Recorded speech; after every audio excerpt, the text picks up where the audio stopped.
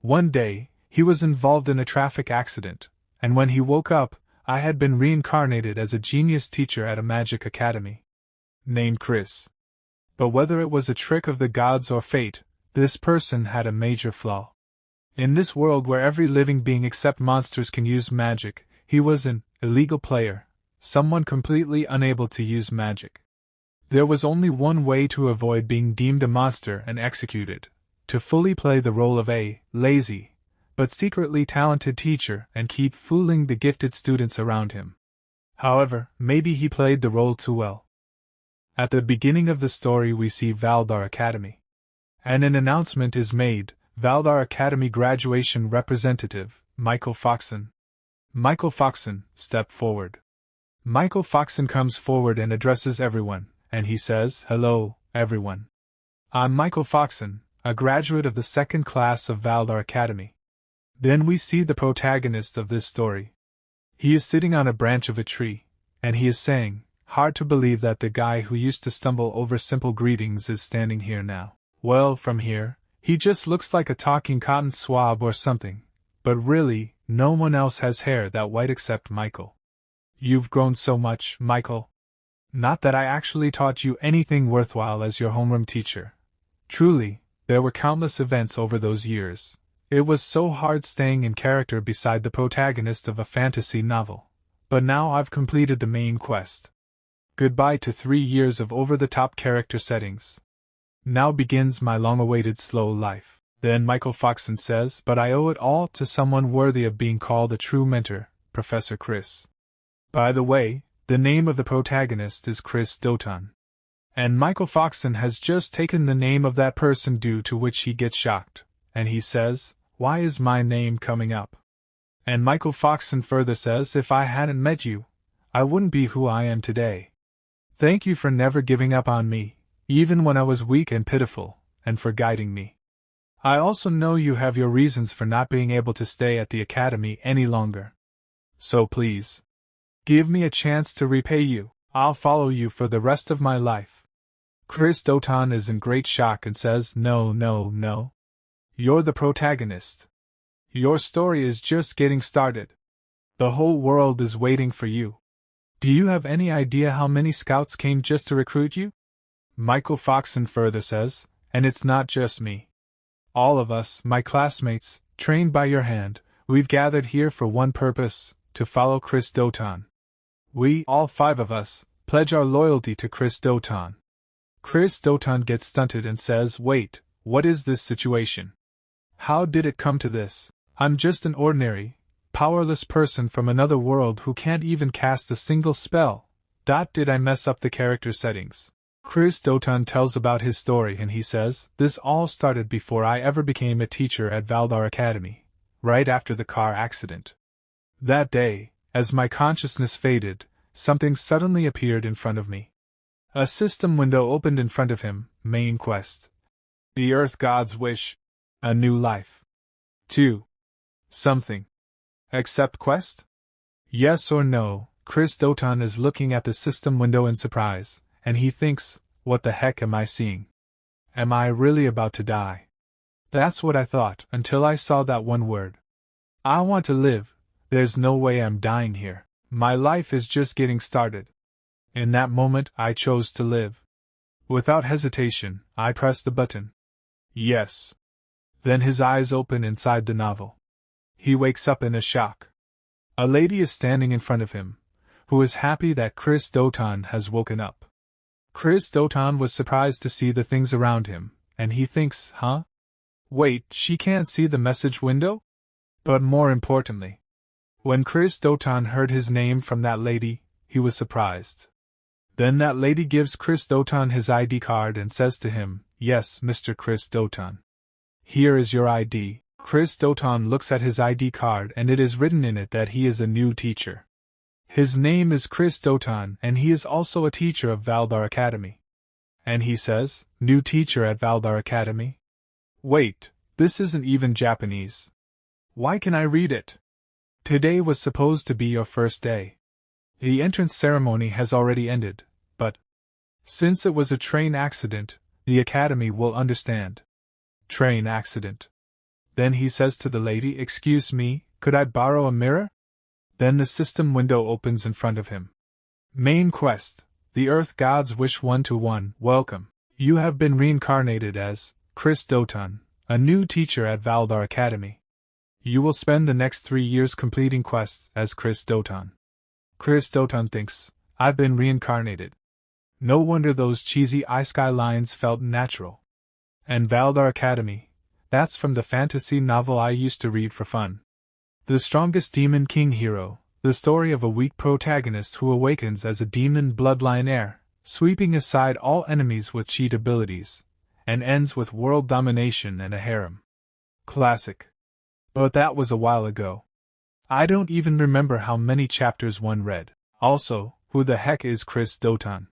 Chris Doton is looking at the system window. A teacher must have disciples. Reach the front gate of Valdar Academy within the time limit. Reward: map of Valdar Academy, April 1st, remaining time, midnight. Penalty: death. Chris Doton gets a huge shock when he sees the penalty. And he punches the system window and says, "Penalty: death? I just died, and now you're saying I'll die again if I fail."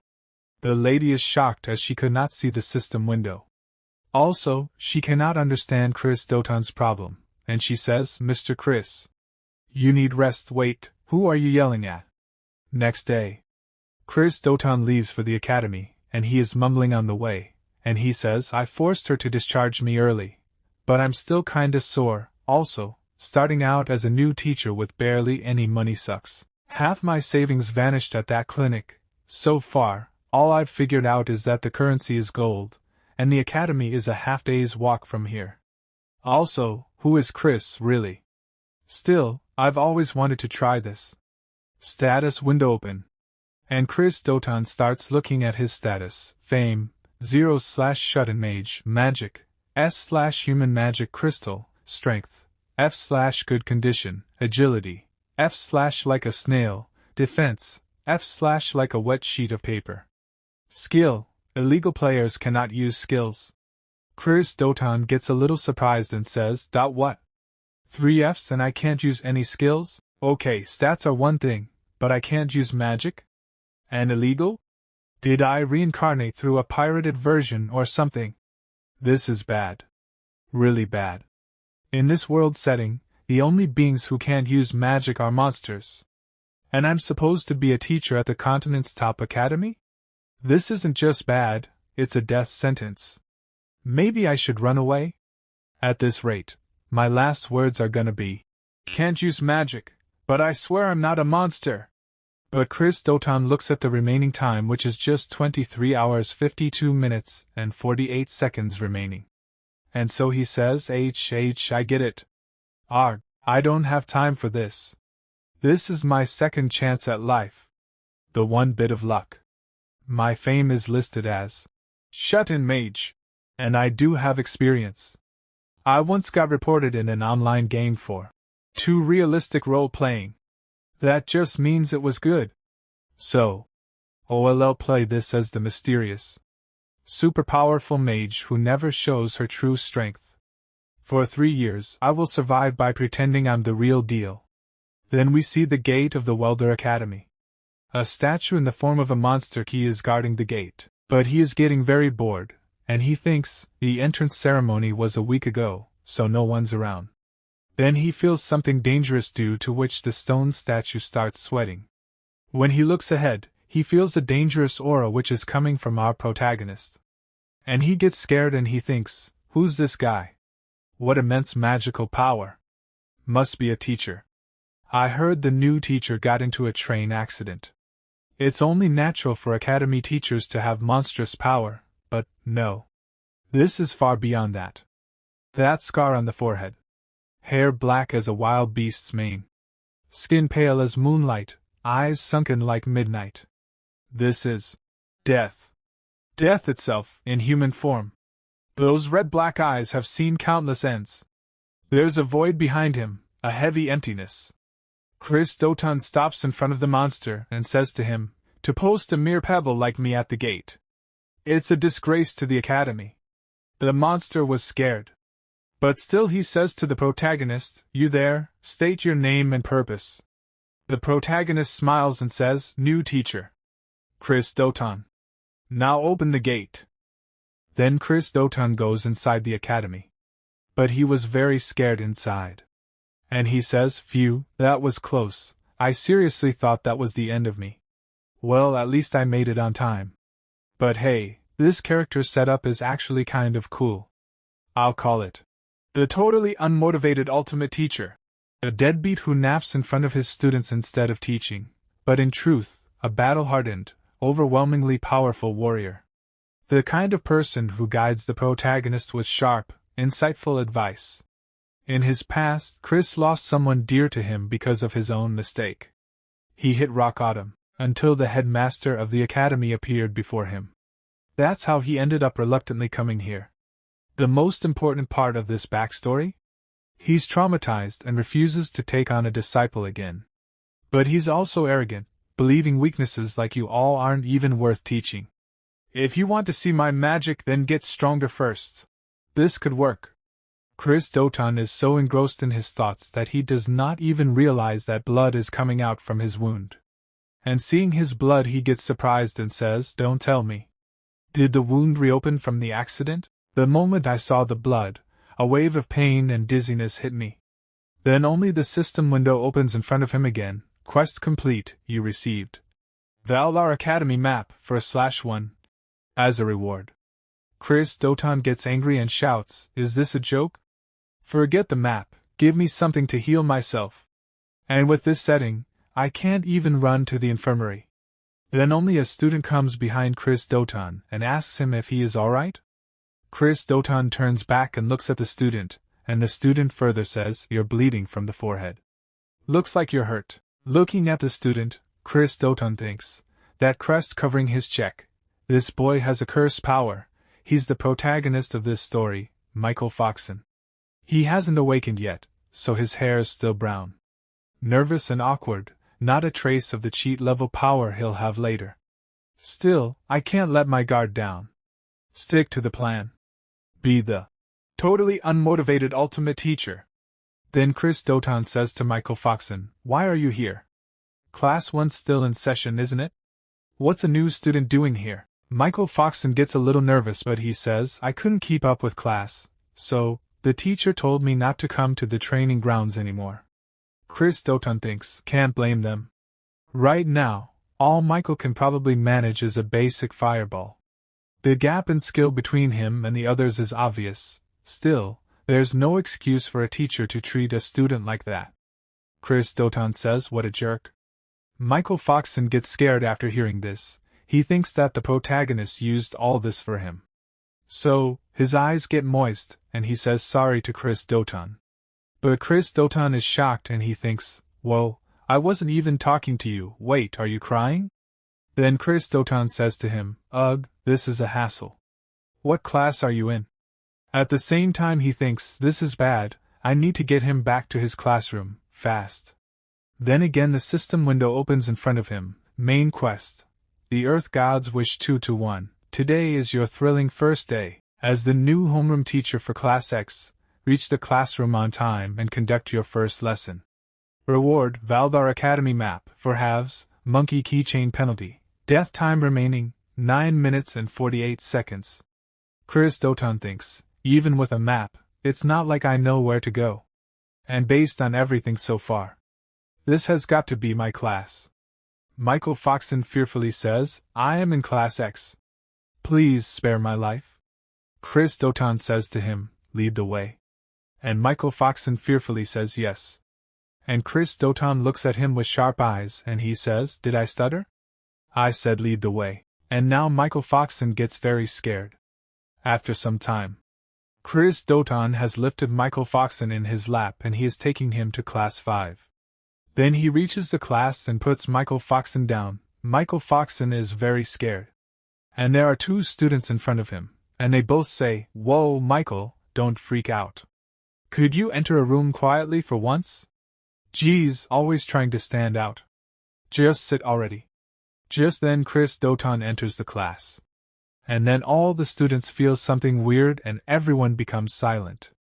It seems as if silence has taken over the whole classroom. Then the protagonist goes to the front desk and he says to everyone that every last one of them is trash. This is the bunch I have to teach and guide? Valdar, have you lost your mind? Then the students start talking. Wait. Valdar? Is that the name of the headmaster? Anyway, who is that guy? He's bleeding from his head. Then a student raises his hand and says, "Excuse me, but who are you?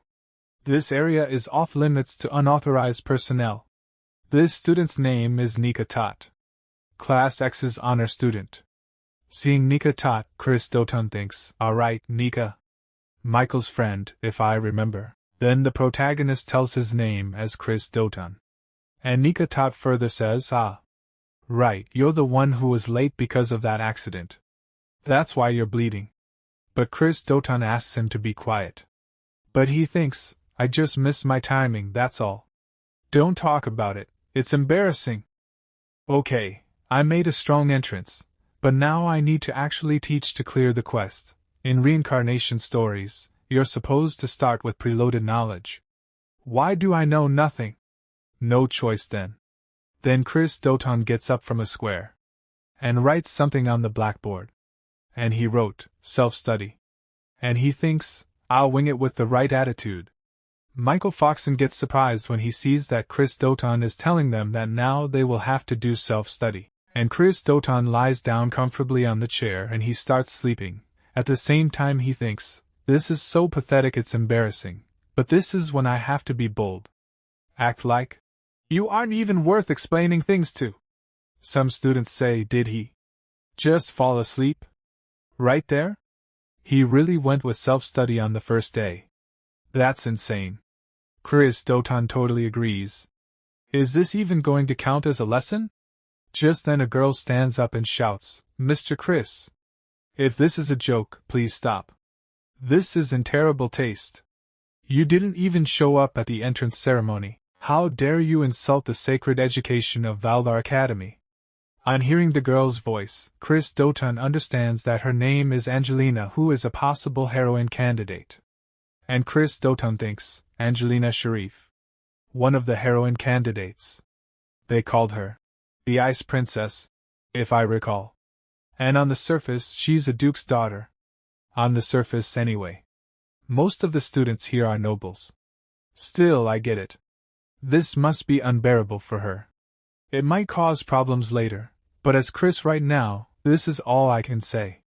I know about Angelina's tragic past. It stings a little. But, then Chris Doton tells Angelina in a stern voice, "If you're unhappy, then leave." And Angelina gets shocked on hearing this. And Chris Doton further says, "You didn't hear me? I said if you're not satisfied, then get lost, Angelina Sharif." But Chris Doton thinks, "I'm so sorry, Angelina." But Angelina says to Chris Doton, "What did you just say?" So Chris Doton says, "Don't make me repeat myself. If you don't like my class, get out." But he thinks, "Sorry, Angelina. Forgive me for being the kind of teacher who can only say things like this to a previous student." Angelina starts grinding her teeth in anger. Then she says, "I have no interest in learning anything from someone like you." Michael Foxon tries to stop her, and he says, "Angelina." But leaving the classroom over this. But Angelina says to him, "With your ability, I doubt you'd keep up with any lesson anyway, and I don't have time to waste on some worthless teacher." Listening to Angelina's words, many other students also start leaving the classroom. And Chris Doton is watching his students leaving and he thinks, "That I figured this would happen. They're all proud nobles, after all. I wonder how many will even stick around in the end. I braced myself for this, but still. If I get fired, what then? All I can do is trust the headmaster to have my back." Then the system window opens, quest cleared. You resend. Map of Valar Academy 2/4. And monkey keychain. As rewards, Chris Doton thinks, "For now, I survived." Oh? It just happens that only the main characters are left. The protagonist Michael, the honor student Nika, and the potential heroines surrounding the main character. The twin-tailed girl is Dolce. The other girl is Belle, the healing type support. And one more who's not here yet. I'll introduce her later. Now then. Time to act like a real mentor and say something wise. Chris Doton stands up and says, "Teach magic half-heartedly and people die." Hearing Chris Doton's words, all the pending students' ears perk up, and they all get shocked, and Chris Doton says, "That's why Valdar Academy is a training ground for killers. Give a deadly weapon to someone who can't even control their own mana, and it won't be them who dies, it'll be someone else. Calling it an accident or mistake, that's just sugarcoating reality. Do you have the resolve to bear that responsibility?" But all students become quiet, and no one says anything. Then Chris Doton starts leaving from there. After some time, Chris Doton comes out of the classroom and stands near a wall, and he starts laughing and he says, "I think my lifespan just shortened by 10 years, creating a character whose life depends on their performance. Really is a whole other level. I need to adjust to this reality, and fast. Oh, right. That monkey keychain I got as a reward. What is this?" Chris Doton has a small monkey keychain in his hand and Chris Doton is happy seeing it, and he says, "What the heck? It's adorable. I personally love it, but if Chris carries this around, it'll totally ruin the vibe. I wonder if it has any effects?" Then suddenly the system window opens in front of him, and it says, "Equip item. Monkey. Chin? Yes or no once equipped. It cannot be removed for 5 minutes. Choose wisely." Chris Doton says, "So I won't know the effect until I equip it? Alright, let's just check what it does." The system says, "You equipped monkey keychain. While equipped, your agility increases by 1 rank. From F snail to E big bros snail." And Chris Doton becomes happy seeing this and he says, "An entire rank boost to agility. This is a cheat item. As long as I hide it under my clothes, it's fine. Higher agility means better offense and dodging." The system further tells Holmver, while Quipter's speech will end with, "Key." Example. The system is truly generous. Key. Chris Doton gets surprised on listening to the system's words. But he controls himself and says, "What did you just say? Are you implying I'm a monkey?" And Chris would never talk like that. A girl is watching all these actions of Chris Doton from behind, and she gets a bit surprised. Then she takes Chris Doton's name. And when Chris Doton turns back and looks, she is standing there. And he asks Chris Doton, "Why are you here?" Then Angelina is unable to move, she stops. And Chris Doton thinks, "Crap. I should have used a stealth spell." Angelina thinks, "The moment those Reaper-like eyes locked onto me, my mouth opened on reflex. There's no way any excuse would work on this person, not even the Duke Sharif family name. I know her type well. People who trust only in their own power and disregard everyone else, arrogant geniuses. That scornful gaze, I've seen it more than enough to last a lifetime. What now? You're not going to check my pockets, restrain me, or stop me from running? Is this what they call silent pressure?" Then Angelina says, "You saw, didn't you? That I was smoking. I won't deny it. I know it was wrong. I'm sorry. I'll accept whatever punishment is due." Angelina thinks, maybe it's good that he caught me. There's no way he'd let it slide anyway. Even if it hurts my reputation, if he tells me, "You're unfit to inherit anything," and rejects me outright, then maybe I can finally give everything up and just be free. Chris Doton touches Angelina's forehead with his finger and says to her, "Pathetic kidkey." Angelina thinks, "YH? What does that mean?" That look. It wasn't scolding or furious. It was like someone who had seen another suffer and meet a tragic end, just like them. Trying to numb the pain through reckless behavior is foolish and short-sighted. Key. No matter how powerful you are, you can't redo the past. That regret. That way of seeing echoes of the past in similar moments now. You're just like me. You're human too. So you weren't just some tyrannical generalist after all.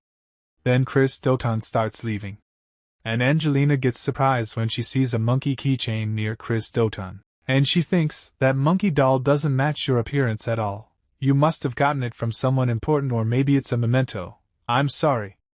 for reminding you of something painful, and for acting out of line despite being such an amateur. But Chris Doton thinks, by the way, enforcing a no-smoking rule on campus doesn't fit your character at all, right? Wait, was she able to tell my speech turned into tea? After some time, Angelina comes back to her classroom and sits down. Chris Doton is surprised to see that Angelina is back? And Angelina says that's… don't misunderstand. I was just curious about Belfruzia's healing magic, that's all. And Nika Tot gets excited and he says, so, X class now has me, Nika Tot, Michael, Dolce, Belle, and Angelina. That makes 5. It's like a small elite unit. So cool. And Chris Doton thinks, well, the rest of the students all requested transfers out of this class. Dolce says, I wanted to show those useless extras what we're made of, right, Michael? Chris Doton thinks, as expected of Dolce, a real little devil-type heroine. And Belle says, Dolce, don't tease Michael. The teacher is about to explain today's lesson. Face forward. Professor, what will we be doing today? Chris Doton says, well, I guess it's finally time for a real lesson. If I could avoid it, I would. Then he says to the student, today's lesson is field training. And the system says to Chris Doton, main quest, one of the Earth God 1-3, first real tracking mission. Take the X-class students to Vinitz Plains and slay monsters. Complete all objectives within the time limit. Reward. Map of Valdar D, 3/4, rusted sword penalty. You already know, right? Monsters defeated 0 out of 50. Time remaining, 24 hours. After some time, we see the beautiful place. Then a teleportation formation opens and Chris Doton and his students come out from it. And Angelina says, the Vinitz Plains? So this is where the field training will take place. Nika Tot is excited. And he looks at Chris Doton with shining eyes and he says, wow. Professor, we haven't even been given weapons yet, and you're already using teleportation magic? But Chris Doton thinks, no, that wasn't me. We were just in the classroom, and the next thing I know, we were here. What's going on? Spatial magic isn't something students can use. And then Dolce looks at Chris Doton's head and she says, wait, there's a shadow over Professor's head. And the students think, that must mean we were summoned here by someone else. That's a horned rabbit. There are horned rabbits behind Chris Doton. And the system tells Chris Doton, teleportation by an unknown party confirmed. You have arrived at the designated location. And Chris Doton thinks, we were brought here by a third party. Dolce shouts, it's a horned rabbit. Angelina says, Professor, there's a boss monster right behind you. Chris Doton looks back in fear and thinks, am I going to die? And the system tells Chris Doton that the remaining time is 23 hours 59 minutes and 59 seconds left. Until now he had not hunted even one of the 50 monsters. And there are 2 dangerous monsters in front of Chris Doton, as well as the boss monster. And Chris Doton thinks, get a grip. Right now, I'm Chris Doton. What would he do in this situation? To him, this kind of thing wouldn't even count as playtime. He'd probably use it as a chance to test the students. Then Chris Doton shouts and says to the students, you fools. Have you already forgotten why we're here? Angelina says, what? You can't be serious. You expect us to train in this situation? Do you even know what's behind us? But Nika Tot is excited and says, get it now. Angelina. That must mean Professor will handle the boss himself. We just have to take care of the smaller ones. Chris Doton gets happy and thinks, what a model student. He just saved my character with that perfect interpretation. Dolce says, so we're just on minion clean-a-do? And Angelina looks at Chris Doton with scared eyes but she says, that I understand. You must have a plan. I believe you wouldn't knowingly put us in danger. And Angelina takes out her spear and stands in a fighting posture. And she moves forward and starts attacking the monster. And seeing this, Belle says, leave support to me. If anyone gets hurt, I'll heal you right away. Michael Foxon starts gathering fire in his hands to use his fire magic. Chris Doton is happy to see Michael Foxon's fire magic and he thinks, great job, everyone. As expected of the story's main cast and their companions. This is going smoothly. Slowly, all the students together start killing the monsters and slowly the number of monsters killed is increasing. But then the monster's saliva drops on Chris Doton's shoulder, feeling which Chris Doton is shocked.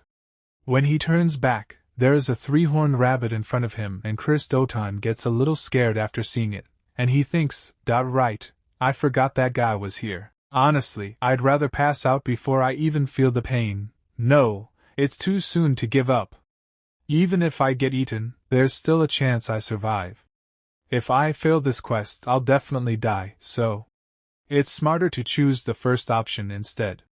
Then Michael Foxon sees that Chris Doton has been attacked by Boss Monster and eaten. And seeing this, Michael Foxon gets a big shock and he starts running to save Chris Doton. But he thinks, right before my eyes someone died. Again. Is it because I'm weak? Because I'm a failure? Who can't even defeat a single monster? Is this my fault? Just then Belle goes and stops Chris Doton. And tries to make him understand. But Michael Foxon says, let go of me, Belle. Professor's still over there. But Belle says it's already too late. Professor sacrificed himself for us. Monsters that size get sluggish once they're full. But Michael Foxon says, no. You're wrong. Belle, you're good at healing magic, right? With your power, maybe we can still save him. But Belle says, I'm sorry, Michael. And Michael Foxon starts remembering his old memories when he had stopped Chris Doton. And he had told him, I know I have no right to say this. Booty want to be stronger. I want to be strong enough to take on all responsibility on my own. If I can do that, I'll do whatever it takes. Michael Foxon thinks, he's going to laugh at me again, right? Then Chris Doton smiles and he had told Michael Foxon at that time, you will become strong, Michael. Michael Foxon remembers all these things and says, he was the only one who ever said that to me. No one else ever believed in. Dolce shouts, let's just fight our way out of here ourselves. It'd be faster than waiting around, and Michael Foxon thinks, that's why I want to give everything I have today. People like all of you are what it means to be strong. I'm just a burden. I should have been the one eaten instead. Michael Foxon is lost in his own thoughts, and is not listening to Belle's words. Tears are falling from his eyes and he is thinking, it wasn't Professor or Mom who should have died. Then the demon inside him says, it should have been. You want power, don't you, Michael? Then take my hand. Let us become one. It was me. And the demon inside Michael Foxon was about to control Michael Foxon's intellect. Then Michael Foxon stops, and he hears someone's voice. And someone says, everyone stop. And the protagonist appears in front of them, covered in blood. He has killed the boss monster and asks, why are you running? Can't you see the monsters still swarming around us? Chris Doton and his students have killed 27 out of 50 monsters so far. The quest is already half completed. Nika gets happy to see Chris alive and says, as expected, Professor? You're alive. Did you let yourself get eaten on purpose to attack from the inside? Chris thought, no way. Thanks for interpreting it like that, though. Then he said, you're noisy. I told you today was your field training, did not I? You forgot your objective and tried to run away. On listening to Chris's words, Nika again goes ahead to fight with the rabbit monster, and he says, I'm sorry. I'll return to training right away. Belle tells him, Nika-san, it's dangerous to go back alone. Then Dolce says, Professor, even if those idiots manage to get through that, my eyes won't miss a thing, you know. I'll find out what you're plotting sooner or later, so look forward to it, okay? On listening to Dolce's words, Chris thought, yep. This kid is definitely my top threat. Scary. Scary. I wish I could switch classes. Seeing Chris safe and sound, Michael and Angelina have tears in their eyes. But Chris is a little confused as to why they are getting so emotional. Anyway, seeing them both, Chris thought, are they crying because of me? What kind of protagonist is this girl, and she still hasn't fully awakened? Angelina said honestly. Was it really necessary to go that far? Even after you were eaten, we kept fighting without giving up. I thought this was a kind of test. But if you had the power to defeat it in one hit, you should have done it from the start. That was way too dangerous for just a performance. Chris thought, what should I do? They're misunderstanding everything, but I don't really feel like explaining. Because, by eating me, who possessed S-rank magic power, that monster, its stomach just burst from overeating. Then he said to both of them, I believe I said if you're unhappy with my methods, then leave. Also he thought, anyway, let's calm them down and get them back to training. Angelina said, I doubt we'll never make the same mistake again. Michael said crying, I am sorry. Please don't abandon me, Professor. Chris thought, I'm kinda feeling guilty now. Chris said, then you all get going too. At the same time he thought, I really do want to explain everything properly. But, every living being in this world possesses magic power. Among them, monsters are born with relatively little magic power, so they have no choice but to absorb it from other life forms. The human species in particular, which holds overwhelming amounts of magic power, is often targeted by monsters. Magic power, as human magic crystal. However, all I have is an overwhelming amount of magic power. In other words, to them, I'm the ultimate dish, premium foie gras topped with caviar. But what happens if you try to stuff a watermelon into a small plastic bag? Magic power that exceeds capacity can't be absorbed and just bursts the container. Well, I didn't really think it would go that smooth. Anyway, now that the boss is dead, the small fry would normally come after us. Dolce attacks the rabbit monster using water magic, while Angelina attacks the monsters using birth magic and freezes them. Chris is shocked to see their power level and thinks, but these kids are perfectly in sync even without being taught anything. It looks like I don't need to worry. In that case, at the very least, I need to be able to protect myself. Chris uses monkey keychain, item monkey keychain equipped. While equipped, agility increases by 1 rank. F snail, to big bro E snail. Chris is about to fight the rabbit monster and he thinks, I probably won't need to give the students any more orders, so I'll boost my agility here. But the rabbit monster has more agility than him and Chris barely dodges the punch. But he still gets a little injured and his heart is pounding, and he thinks, hi. If I were still F rank, half my cheek would have been gone. I'm not Umpa Man, you know. The other students are easily killing the rabbit monsters and so far they have defeated 49 out of 50. And Dolce smiles and says, I'm so sorry, I thought I got them all, but it looks like one slipped through. Someone is watching them all from a distance, and he is sitting on top of a dragon, and he says, I can't believe it. I thought it was just a possibility, but it's really Chris, isn't it? Seeing him, Chris thought, who is this guy? He totally looks like he's screaming, I'm the mastermind. With that appearance, wait a second. Could he be the one who teleported us here? The man comes down and says to Chris, where have you been and what have you been doing all this time? How long has it been since I last saw that beautiful face? Do you know how much I've wanted to see you? Chris is a little confused. He thought, wasn't he wearing a hood to hide his identity? And what's his relationship with Chris? That's the look of a maiden in love. Chris tries to remember who is the man standing in front of him. His students are also surprised and they also want to know who that man is. Chris thought, you've got it all wrong, everyone. I seriously have no idea who this guy is. The man says, what's the matter? Aren't you happy to see me? If you're still mad about what happened back then, I'm sorry. Chris thought, what are you talking about? And where did Chris even meet this guy? Ah, no good. I have to pretend to be Chris, for now. Michael calls Chris from behind but Chris does not reply. When Michael sees Chris's serious face, they become a little cautious, and they think that man is dangerous. It's the first time I've seen a professor be so cautious. Michael thought, on top of that, he commands monsters like they're his own children. Could he be the one who unleashed the rampaging horned rabbit? And the man said, I thought someone had killed my precious darlings, but to think it was Chris.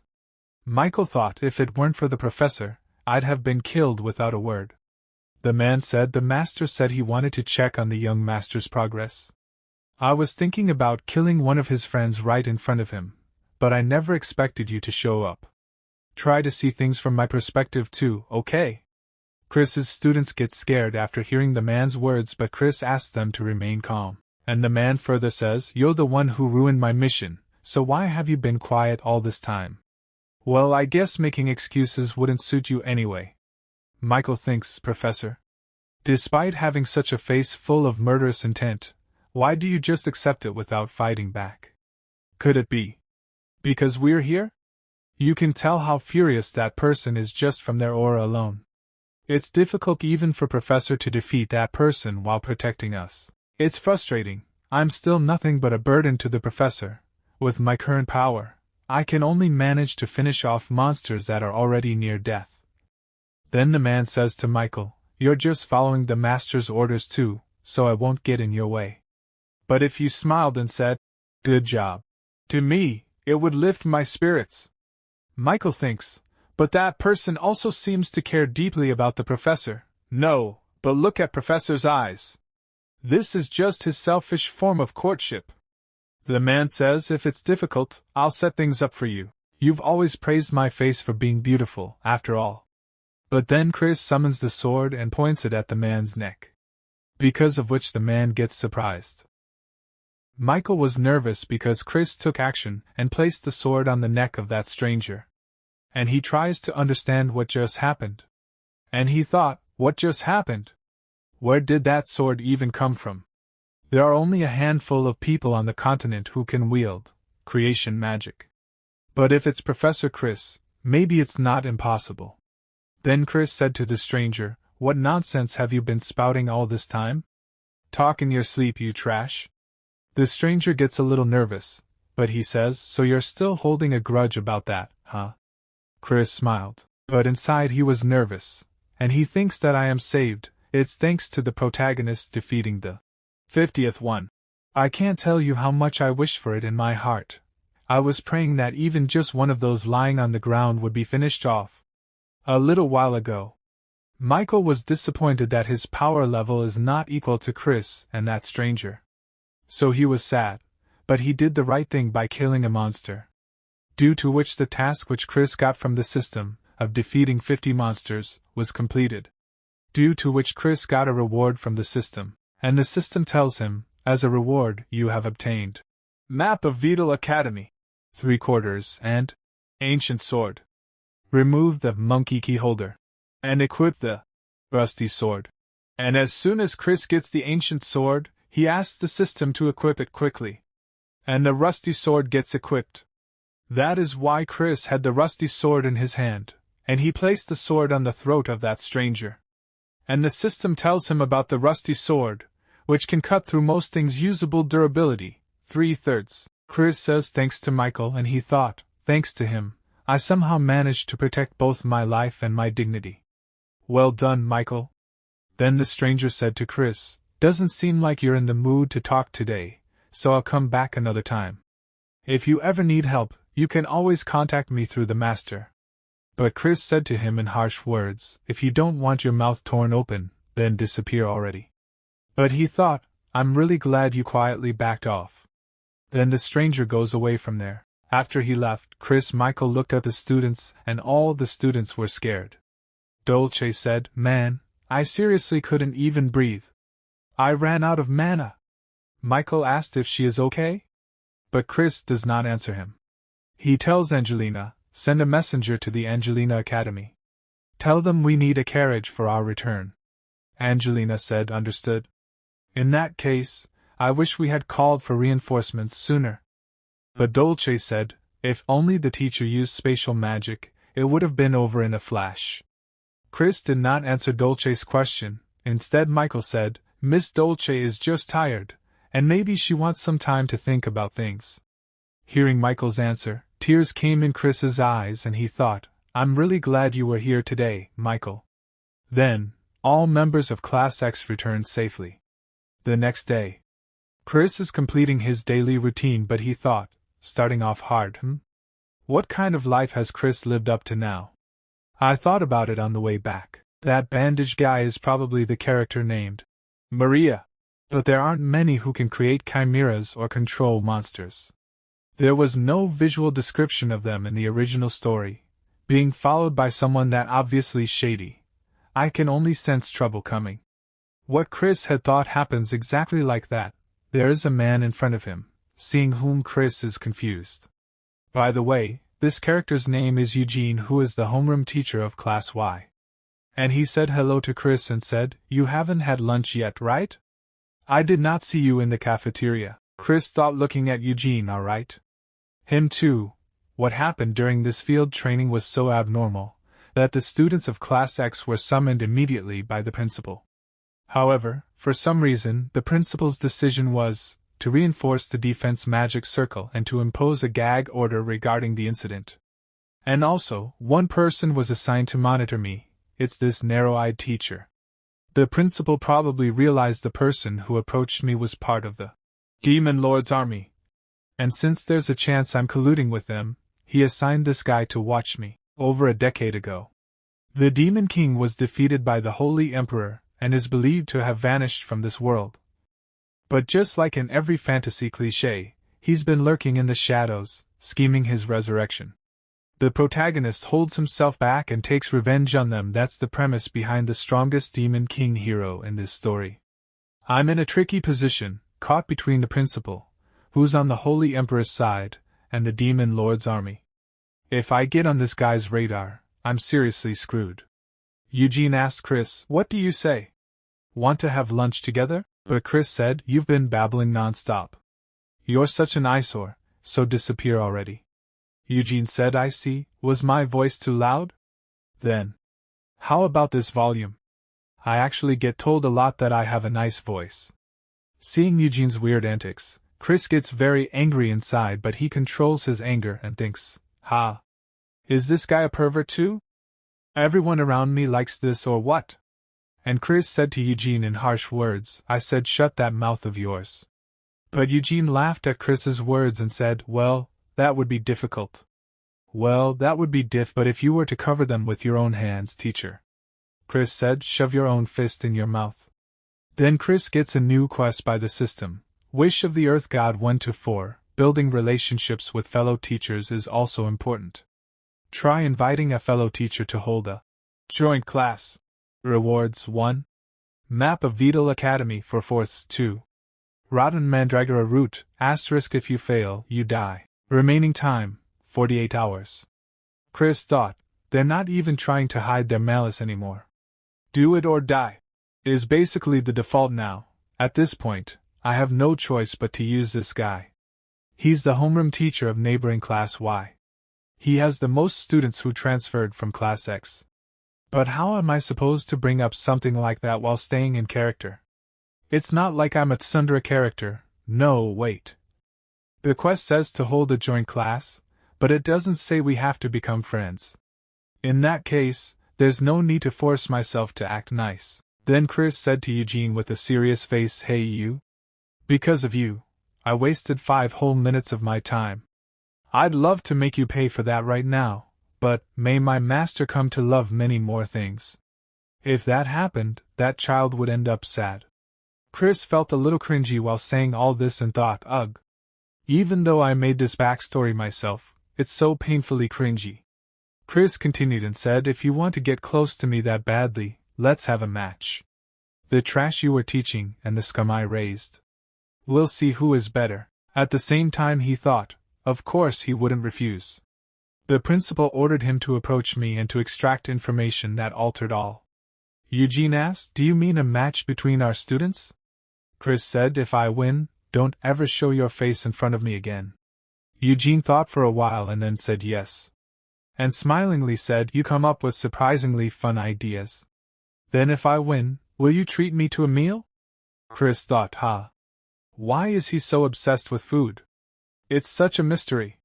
Then he said, "There's no chance you'll win?" Eugene said, "Well, fine. It sounds fun. So, when should we do it?" Then Chris says, "Tomorrow afternoon." Eugene said, "Got it. Then see you tomorrow." Chris turns back and starts leaving, but he thinks, the outcome doesn't matter. As long as we can hold a joint class, that's enough. But honestly, with all the nerdy characters in Class X, I don't really think we'll lose. And someone was secretly listening to their conversation. And we see that it is Nika. And Nika has completely heard their conversation and he says, "Teacher, are you having us compete against another class because you believe in us?" The entire academy was buzzing. Whispers turned to shouts in the hallways. "Have you heard the news? Class X and Class Y are going head-to-head. Let's go check it out." Wait, wasn't Class X the one where half the students tried to quit on the first day? Yeah. Just making eye contact with their teacher is terrifying. But then came the real piece of gossip, one that sent shockwaves through the student body. And the best part? It's not just about bragging rights. Professor Eugene's date is on the line. Meanwhile, Nika Tot burst into his classroom like a whirlwind, flinging the door open with a dramatic crash. "Everyone! Are you all here already?"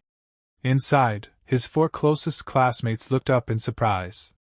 Dolce, lounging lazily at her desk, yawned. "You called this an emergency, so I came. What's going on?" Angelina, twirling her ice blue hair with a smirk, sighed. "I've got dinner plans, so this better be quick." Nika grinned.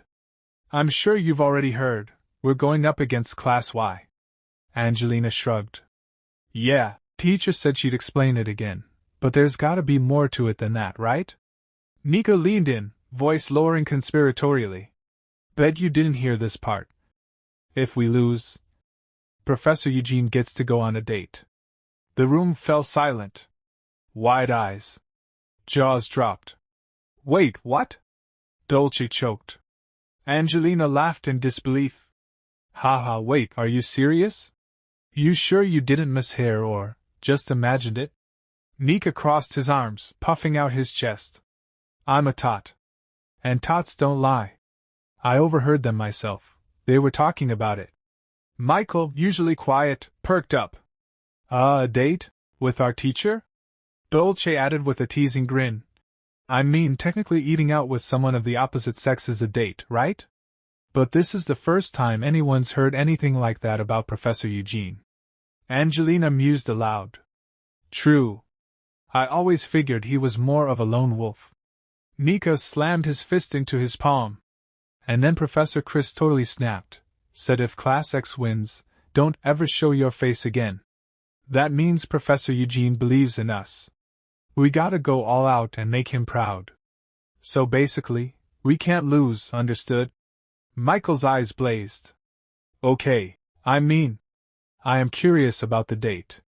But there's no way we're losing to Class Y. We can't let the professor down. Angelina laughed, watching Michael's fists start to spark. Whoa, your fists are literally sparking, calm down. Meanwhile, Professor Chris stood by the training grounds, watching students gather. She sighed.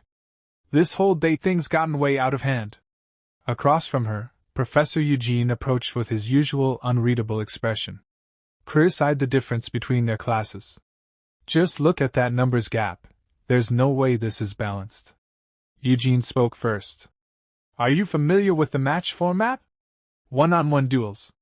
First team to 3 wins takes it. Chris scoffed. Humph, what a hassle. Wouldn't it be faster to just let them all brawl at once? Eugene shook his head. It's too early to teach them team battles. Chris raised a brow. Oh? My students already pulled off combo attacks without blinking. That main character buff is ridiculous. Now then, choose your first fighter. Chris didn't hesitate. No need to overthink it. I've trained them well. Just level up and smash them down with brute force.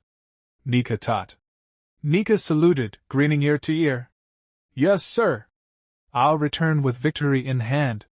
Victory or death. Chris deadpanned. You don't have to go that far, it's just a match. At the arena, the referee raised a hand. First match, Nika Tot vs Serena Gale. Whoever hits 0 first loses. Match ends immediately at that point. Fighters, take your positions. 3, 2, 1. Begin. Irina lunged in first, blade flashing. Nika inhaled deeply, and in a flash, his sword lashed out in a clean arc clang. Irina's sword flew from her hands and she skidded back, dropping to a knee. The crowd gasped. Referee.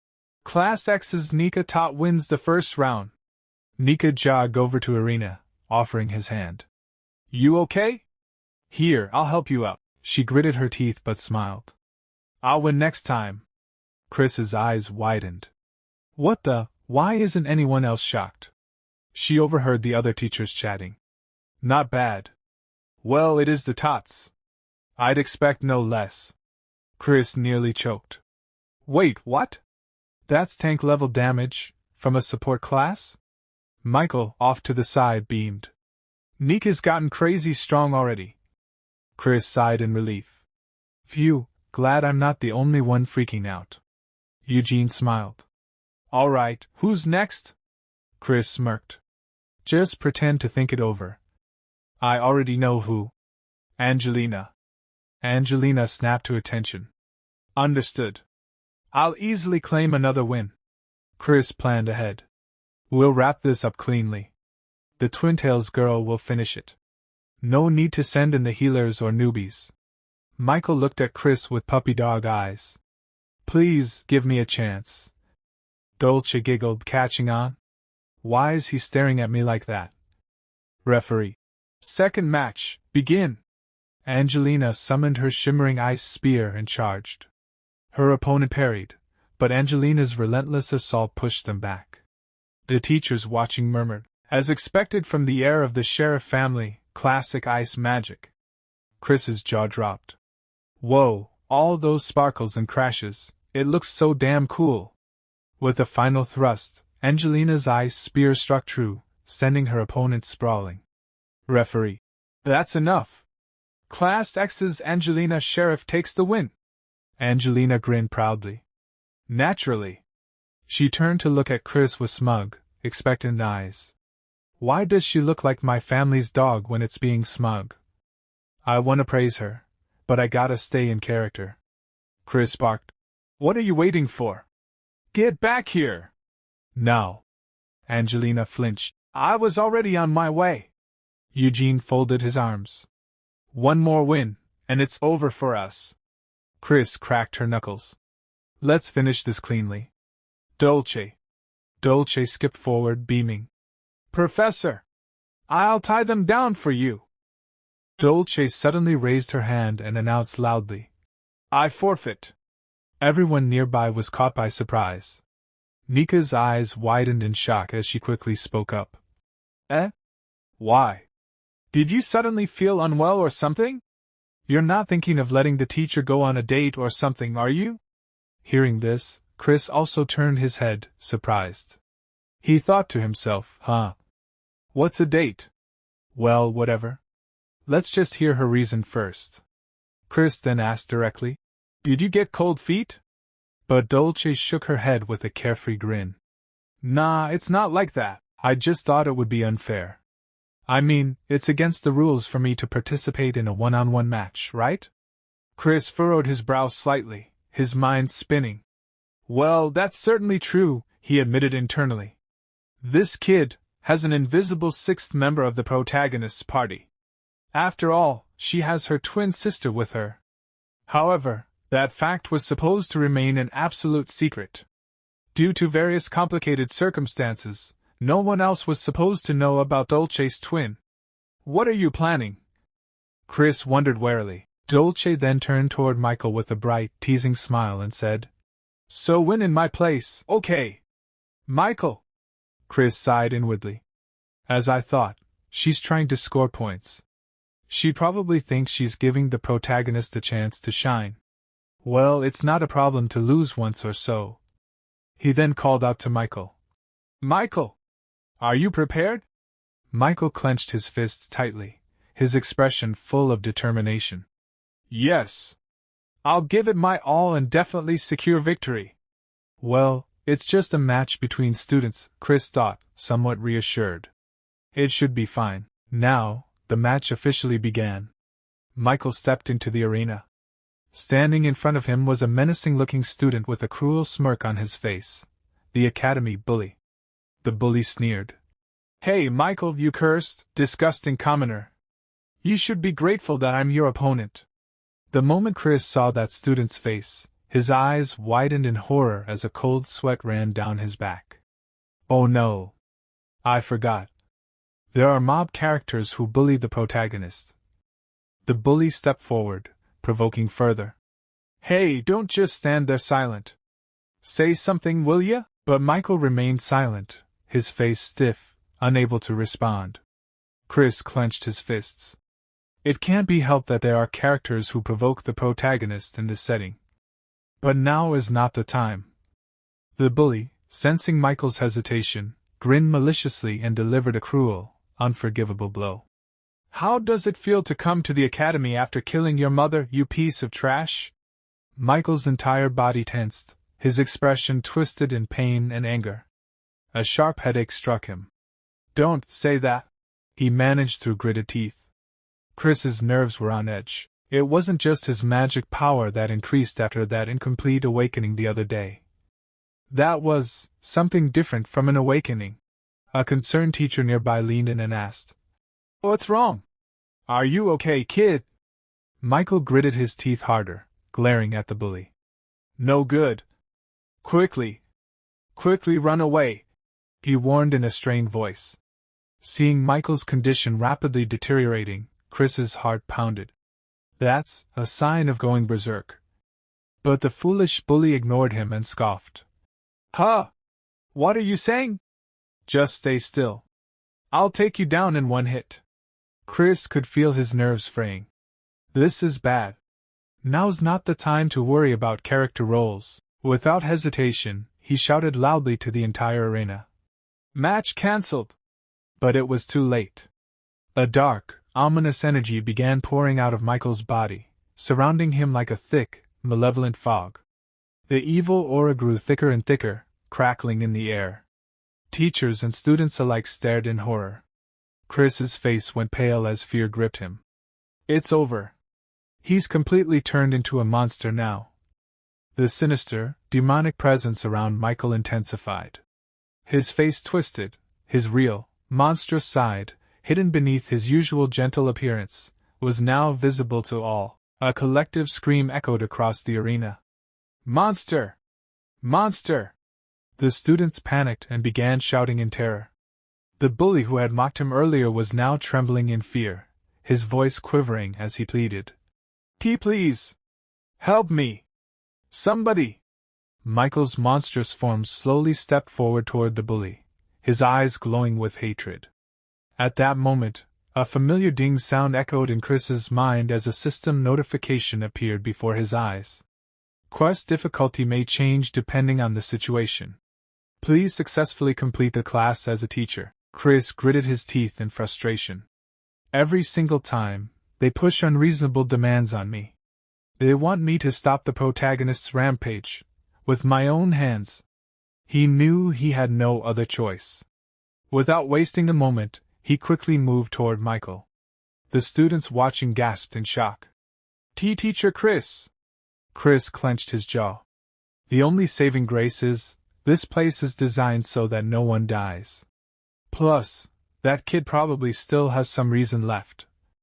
But before he could reach Michael, Eugene, another teacher, quickly appeared beside him. Eugene summoned magical chains and tried to bind Michael in place. The glowing chains wrapped around Michael's monstrous form, but in an instant, he tore through them with frightening ease and sent Eugene flying backwards. The crowd screamed in terror. Teacher Eugene! Ugh! Everyone fall back! All faculty members, prepare binding magic! But another teacher shouted in panic. It's no use. It won't work. That abnormal magic power is blocking our spells. One of them cried out. Teacher Chris! What are you doing? Please, run away quickly! But Chris didn't panic. He pushed forward, stepping fearlessly into the corrupted aura. Michael's monstrous figure paused for a moment, his monstrous eyes catching sight of Chris. Something in them flickered. If it's Chris, she definitely won't run away. one student whispered. Michael, though trembling, still retained a tiny shred of his consciousness. His mouth opened weakly. Teacher. No. Run. Run away. Quickly. Chris took a steady breath. I almost broke character from being too scared. But I can't give up here. He still recognizes my face. Now's my chance. Without a word, Chris stepped up and stared into Michael's eyes. Michael's body stiffened as he began to sweat nervously. In an instant, Chris lashed out with a swift kick to Michael's knee, causing him to buckle. He grabbed Michael by the collar and pulled him in close, his gaze fierce and unwavering. He spoke with a voice like steel. Is this the strength you desire? It doesn't matter what fate you bear. If you make a true resolution, you can be reborn as a strong person. That's why I said you can become strong. There won't be a next time. He stared into Michael's eyes. Come back, Michael. The words struck deep inside Michael's heart. His monstrous aura wavered. Come back. Michael. Michael's eyes trembled, his body quivering. Slowly, a trace of his true self returned. And with that, Chris turned to his student and called out, Let's go back, Michael. Without waiting for a reply, he walked away, leaving the tense atmosphere behind. Some time later, Chris found himself alone, his mind still reeling from the recent events. Suddenly, a sharp pain coursed through his body, and he winced, clutching his side. Ow!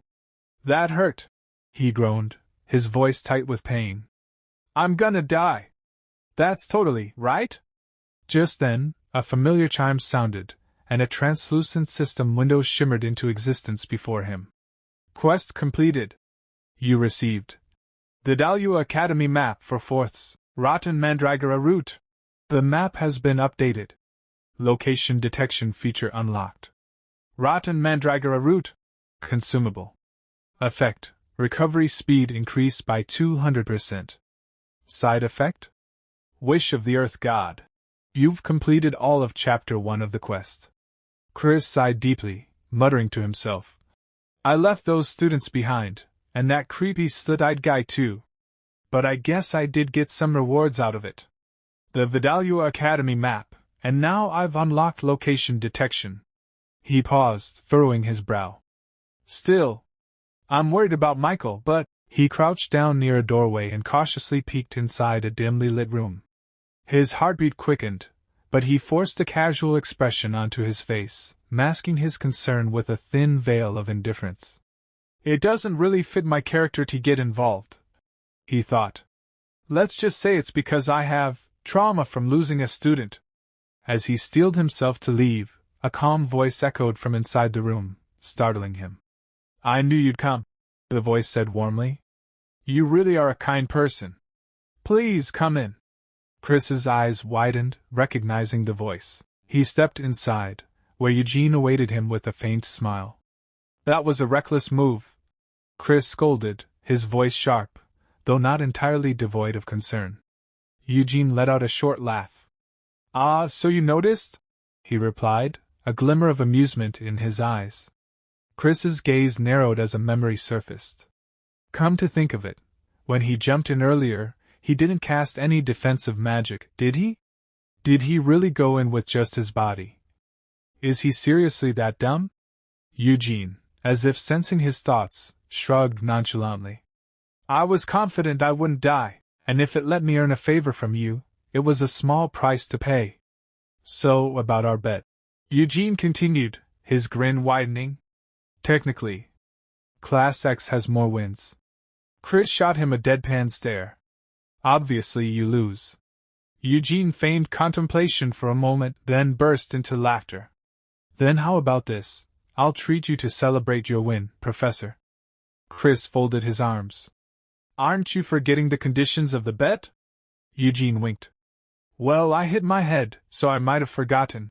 With a scoff of disbelief, Chris turned to leave. I'm done with you. Behind him, Eugene called out cheerfully. It's a personal invitation, so contact me anytime. Once outside, Chris let out a long, exhausted sigh. What the hell is going on? Was this a dating sim or something? How did it come to this? Before he could gather his thoughts, the system window popped up again with a crisp chime. From Chapter 2 onward, the route will branch based on player choices. Tap a choice to view route details. Route 1, Demon King. Route 2, Holy Emperor.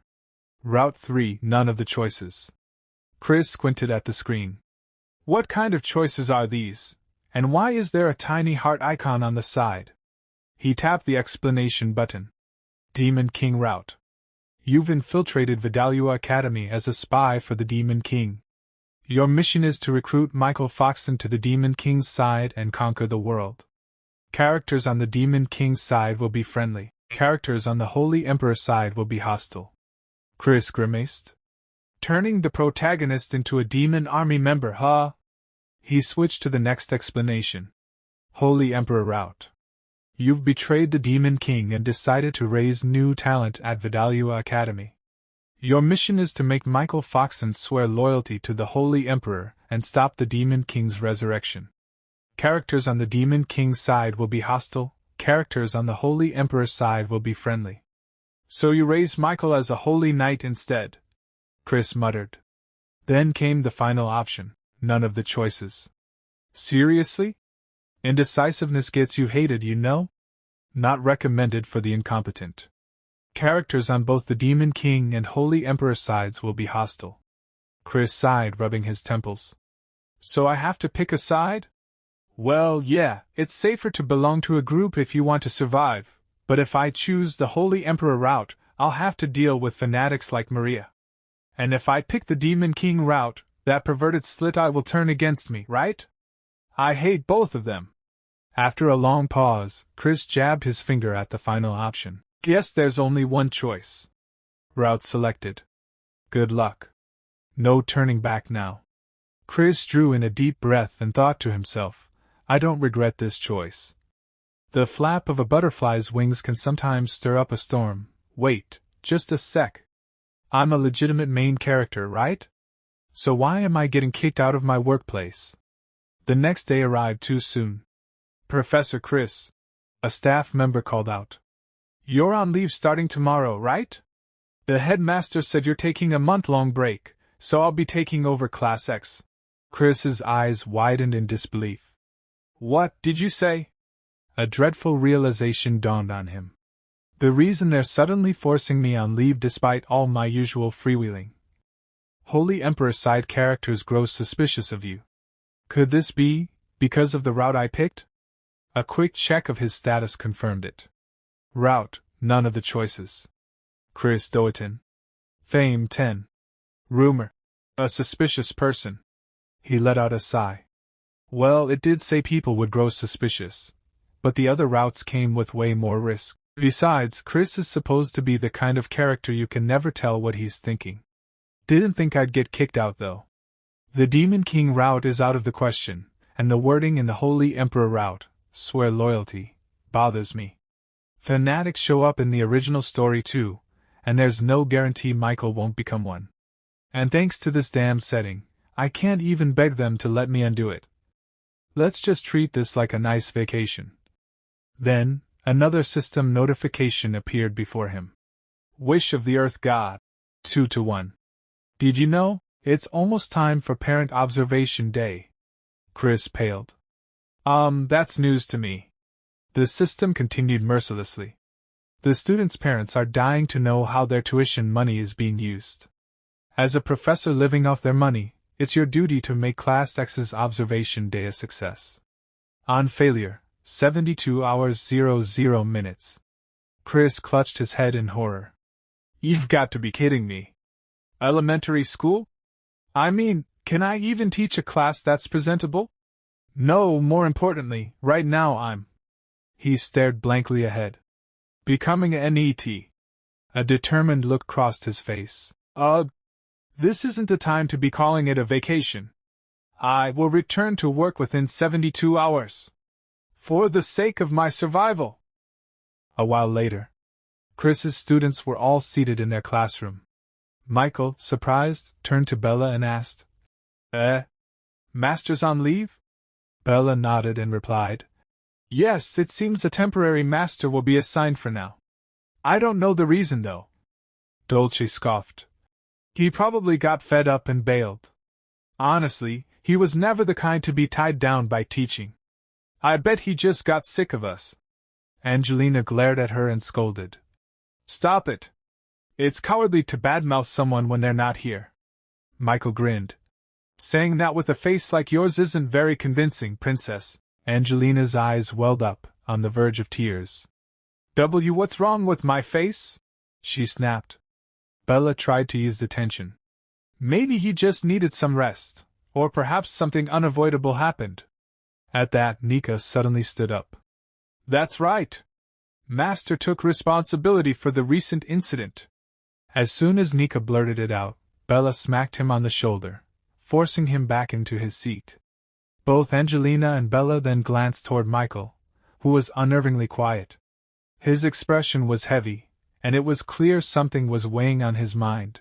I knew my rampage made the master get summoned all over the place, but I thought it was all resolved with the principal's sealed order. Did the master take responsibility in my place?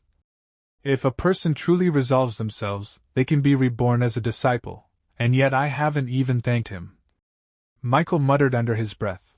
I have to do something. And then suddenly he shouted. Definitely, I'll bring Master back. Meanwhile, Nika came sprinting down a hallway, throwing open the door to a teacher's room. Temporary Master! It's urgent! Please convey my message to the principal, the teacher sighed. Sanai-kun? How many times have I told you, my name is... There's no time for that. Nika interrupted. Michael's about to lose control.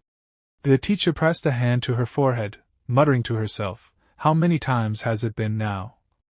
I only took this job because all the students here come from influential families. But they never listen to anything I say. How long is this ridiculous farce going to continue? She spoke aloud. Another rampage, huh? Fine, let's go. Back in Class X. As they arrived, the teacher wordlessly stared at Michael, who immediately launched into exaggerated acting. Something inside me is about to explode. Dolce, helping with the theatrics, tugged at Michael's clothes and muttered. That's not nearly dramatic enough. Put some real passion into it. Come on, strip off those clothes too. Bella, joining in, reassured them. Don't worry, I'll heal any injuries. The teacher watched their antics and thought grimly, what terrible actors. Finally, she said flatly. Michael, if a student starts going out of control, a spell triggers an alert to the faculty. By the way, there's been 0 alerts so far. So no problem, right? Michael paused. I see, sorry. But Nika wouldn't give up. Only Master Chris can calm you down, right? Are you giving up already? Master will come back to stop you. The plan can't fall apart now. The teacher thought bitterly, Chris. What's so great about that rude man? I'll just have to endure this circus until Parent-Master Day. As long as I stay on good terms with their powerful parents, I'll be fine. But what the temporary teacher didn't realize was, after this ridiculous act, the students would stir up even bigger trouble. At another place, at an inn called Frog's Rest, the innkeeper was cleaning glasses while keeping a wary eye on Chris. 50 years running this place, and I've never had a guest like him. At first, I thought he was just a shady traveler, but he's been sitting there for 3 hours straight, scowling, drinking top-shelf wine, taking over the entire floor. The atmosphere's so heavy, no other customers will even approach. What is this presence? Is he the demon lord in disguise? Is today the day this inn gets destroyed? No, surely not. Just then, another customer arrived. The innkeeper quickly welcomed him, but when he got a proper look, his face stiffened. It's Duke Sharif? Angelina's father? The innkeeper's heart pounded. And if that wasn't enough, another figure stepped in behind the Duke. It was Natasha Tot, Nika's mother. Honestly, she scolded. I told you not to take off your hood. See, you've left everyone speechless. The Duke replied calmly. Tot, I don't recall making any seductive advances. Natasha smirked. I didn't say anything about seductive advances, did I? You're well aware of how good-looking you are. The innkeeper's body trembled with fear. And before he could recover, a gruff voice cut through the room. Shouldn't getting rooms be the first priority? My head's pounding for the first time in years.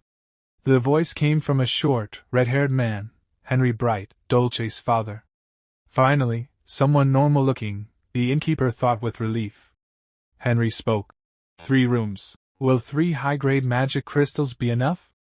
I've been shut away in the magic tower for 80 years, so I'm out of touch with current rates. When the innkeeper saw the sparkling magic crystals, his jaw nearly hit the floor. T3 high-grade magic crystals, those could buy several inns.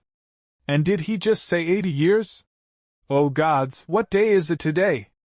Just then, Natasha's gaze shifted toward the corner where Chris sat. Bright, she said cautiously. There's something I've been wondering about.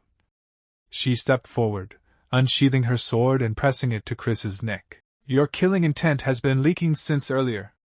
Do you have business with us? The innkeeper nearly fainted from fear, and the other's attention snapped toward Chris. But Chris remained calm, sipping his wine. Then, with a dark, growling voice, he muttered, Get lost, unless you want your head bashed in. Natasha grinned. Oh? Is that so? Maybe your head'll fall off first. The tension between the two flared dangerously. Neither side willing to back down. The innkeeper forced a smile and thought, I'm quitting the inn business. Chris's hand shook as he still held the bottle. He thought to himself that none of this made any sense. All he had done was come downstairs to escape a cockroach. He was sick of the ticking clock in his room and just wanted a quiet drink. Then came the bartender's cheerful welcome, followed by them, Sharif, Tot, and Bright. The Duke of the Knights. The head of the Mage Tower. Why were they here? Then a terrifying word blazed through his mind, parent meeting. No way. His stomach twisted. This is too sudden. I'm not ready. They won't recognize me, right? He stayed in the corner, hoping to vanish into it like a roach. If he kept quiet, maybe they'd leave. But life never let him off easy. Natasha's gaze turned to him. She said his killing intent was still rising, and that his presence alone was suffocating. Chris didn't blink. He knew if he looked away, he'd be dead. This wasn't just anyone, this was Natasha Tot, the famed Red Knight, mother of an honors student, and one of the kingdom's most elite warriors. Her eyes dropped to the sword at his hip. She asked why he hadn't drawn it. Was it just for decoration? Chris panicked. When did she notice my sword? That blade could only be drawn 3 times in total. He couldn't afford to waste one now. Then it clicked, she was a knight. If he didn't strike first, she wouldn't either. Thank the gods he hadn't acted on impulse. Let's keep it simple, he told her. This wine's better than anything in the Red Kingdom. He stayed still, calculating before adding. If I draw my sword now, this entire block will be gone. Then no one will ever taste this wine again. That'd be a waste. He took a slow sip, musing that if the bartender kept charging so little for this, he'd go broke by next week. Natasha laughed. She said it was ridiculous that in a moment like this, he was actually worried about the tavern's future. Then she sheathed her blade and apologized for the intrusion, introducing herself properly as Natasha Tot, newly appointed Red Knight. Chris stared, noting how fast her tone had changed. Natasha said that correcting one's behavior wasn't weakness, that what was weak was a knight who endangered civilians under the guise of protecting them. Turning to the bartender, she said she'd buy every bottle in the place as compensation. Then she looked back at Chris and said there were things they needed to discuss. Sharif, she called. Come here. Chris didn't move. It's over, he thought. This night won't end. The 3 of them gathered around him. Sharif muttered that he'd stick to water. Natasha lifted her glass and said the liquor here tasted far better than any water in their kingdom. As night fell, Chris stared into the bottom of his glass and silently begged, Someone, please save me. Later, he lay sprawled in bed, feeling half dead. He sat up slowly, holding his head, fighting off nausea. Somehow, he had survived the night. Just as he was about to slip back to his room, Natasha stopped him. She said she knew he planned to return to the academy and told him to pack. They were leaving together. They had to move fast, she explained. It was all thanks to Duke Sharif, who, as it turned out, suffered from a devastating case of social anxiety. He had insisted on arriving before everyone else. But that wasn't the only reason. They hadn't traveled all this way just for a parent visitation day. No, it was clearly about the incident at the academy. Rumors were already spreading. A student, one who couldn't be restrained by ordinary magic, had transformed into something monstrous and attacked a teacher. This so-called open day was just a mask. What they truly wanted was to lay eyes on that monster themselves.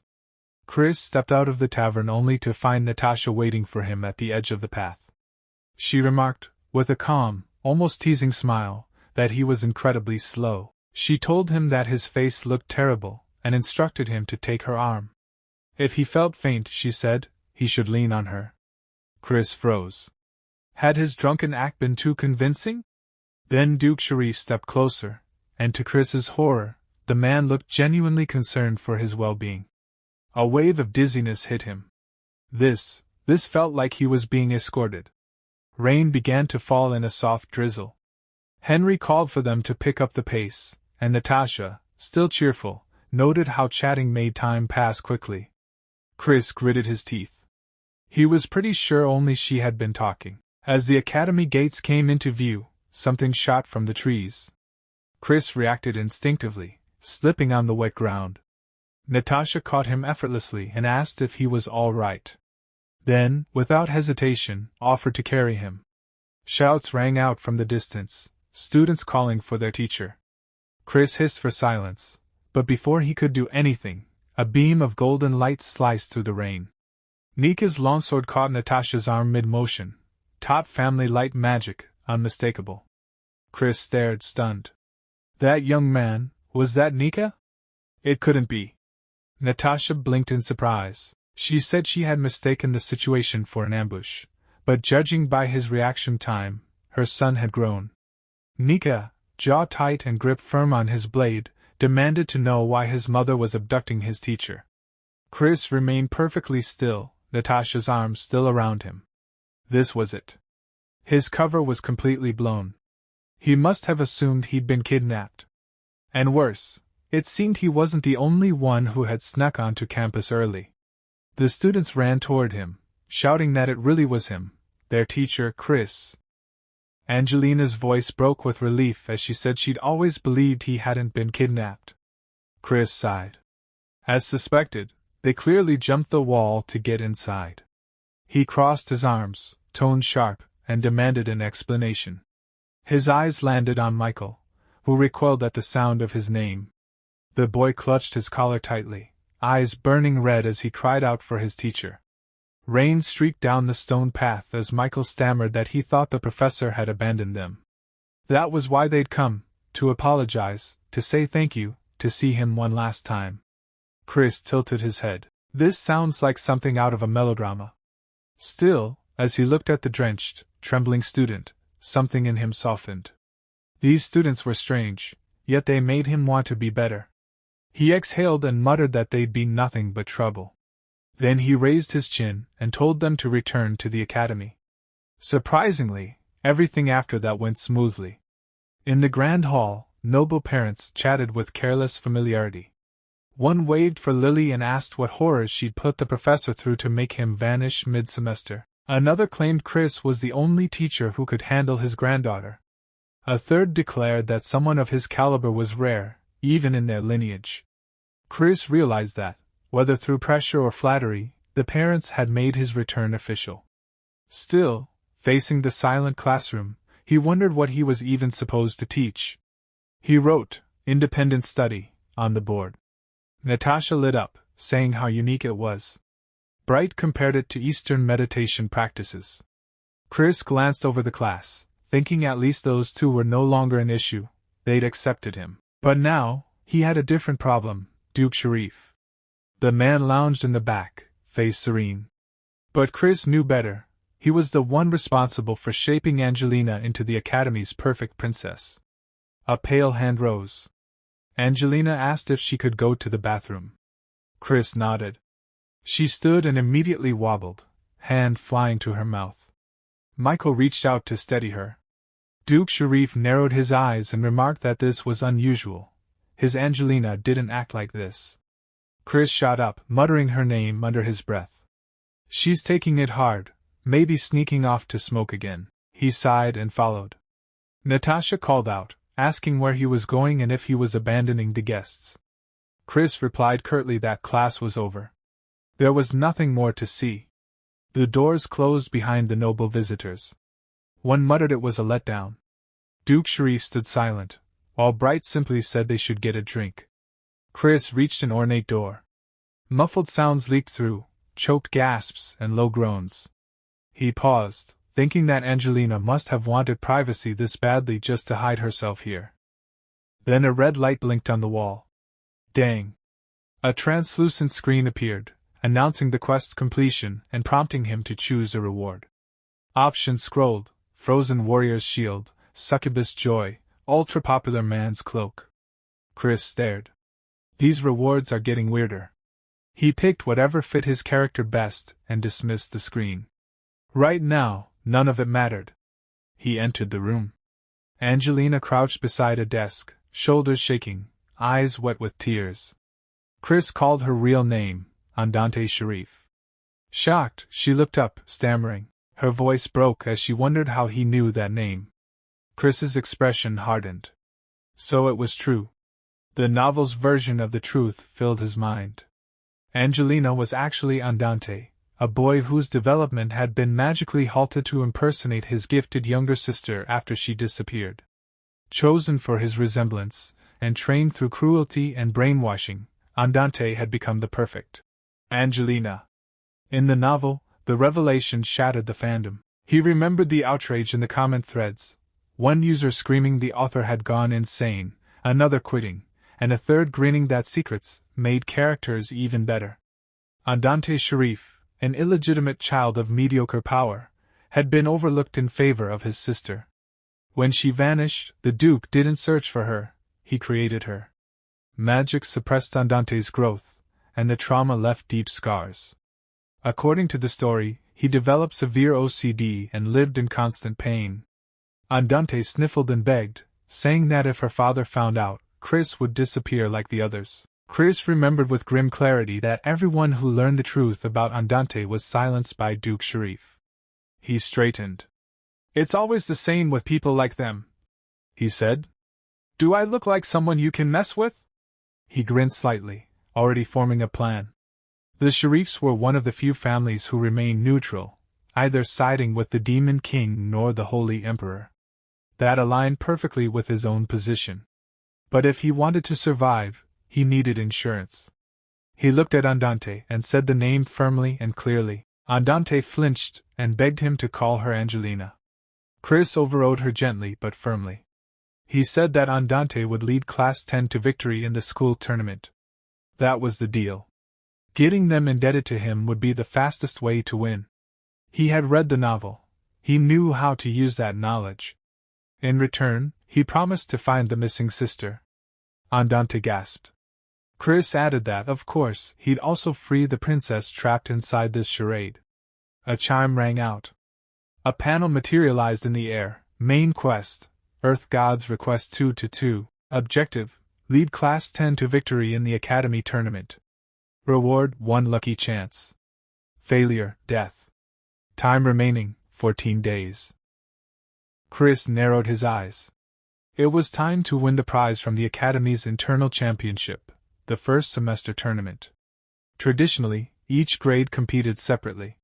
The Eye of Flame, embedded with a single red magic crystal, was the symbol of victory. Chris's gaze hardened. That crystal, he needed it to find the real Angelina. Winning should have been simple, but there was a problem. Turning to his class, he reminded them that everyone already knew the first semester exam was a tournament. Then, slamming both palms on the desk, he announced in disbelief that this time, all grades would be competing together. If it were easy, he said flatly, it wouldn't be a real challenge. He remembered the promise he made to Duke Sharif during the parent meeting: if they win the elimination matches, I'll find Angelina for you. But there had been a condition: the Duke had to free Andante. He could still recall the Duke's doubt: "Can I trust you?" His own reply echoed in his mind: "I never make promises I don't intend to keep." Outwardly, Chris was calm. Inwardly, that calm had already shattered. He had assumed they'd only face opponents from their own year. That assumption was gone now. Na spoke up honestly, saying that while he had some skill, defeating upperclassmen was unrealistic. Michael, however, clenched his fists and declared that they would give everything, if it meant fulfilling their teacher's wish. Chris's voice was resolute. "There's no turning back." Angelina followed with equal resolve. "Then we win. There's no other choice."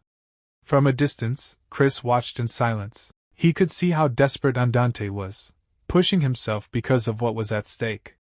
Yet one question haunted him: could he really turn these students into champions in such little time? He frowned. Something felt wrong. Around this time, Dolce should have been her usual annoying self, but she'd been silent. Nika noticed too and called out to her, asking her to calm Angelina down. When no response came, he asked if she was feeling unwell. Then Dolce finally spoke. Her voice trembled as she said that every year, around this season, a ghost appeared at the academy. Nika furrowed his brow. "What are you talking about?" Dolce continued, saying there were stories of students who had died during past tournaments. Chris's expression darkened. Damn it.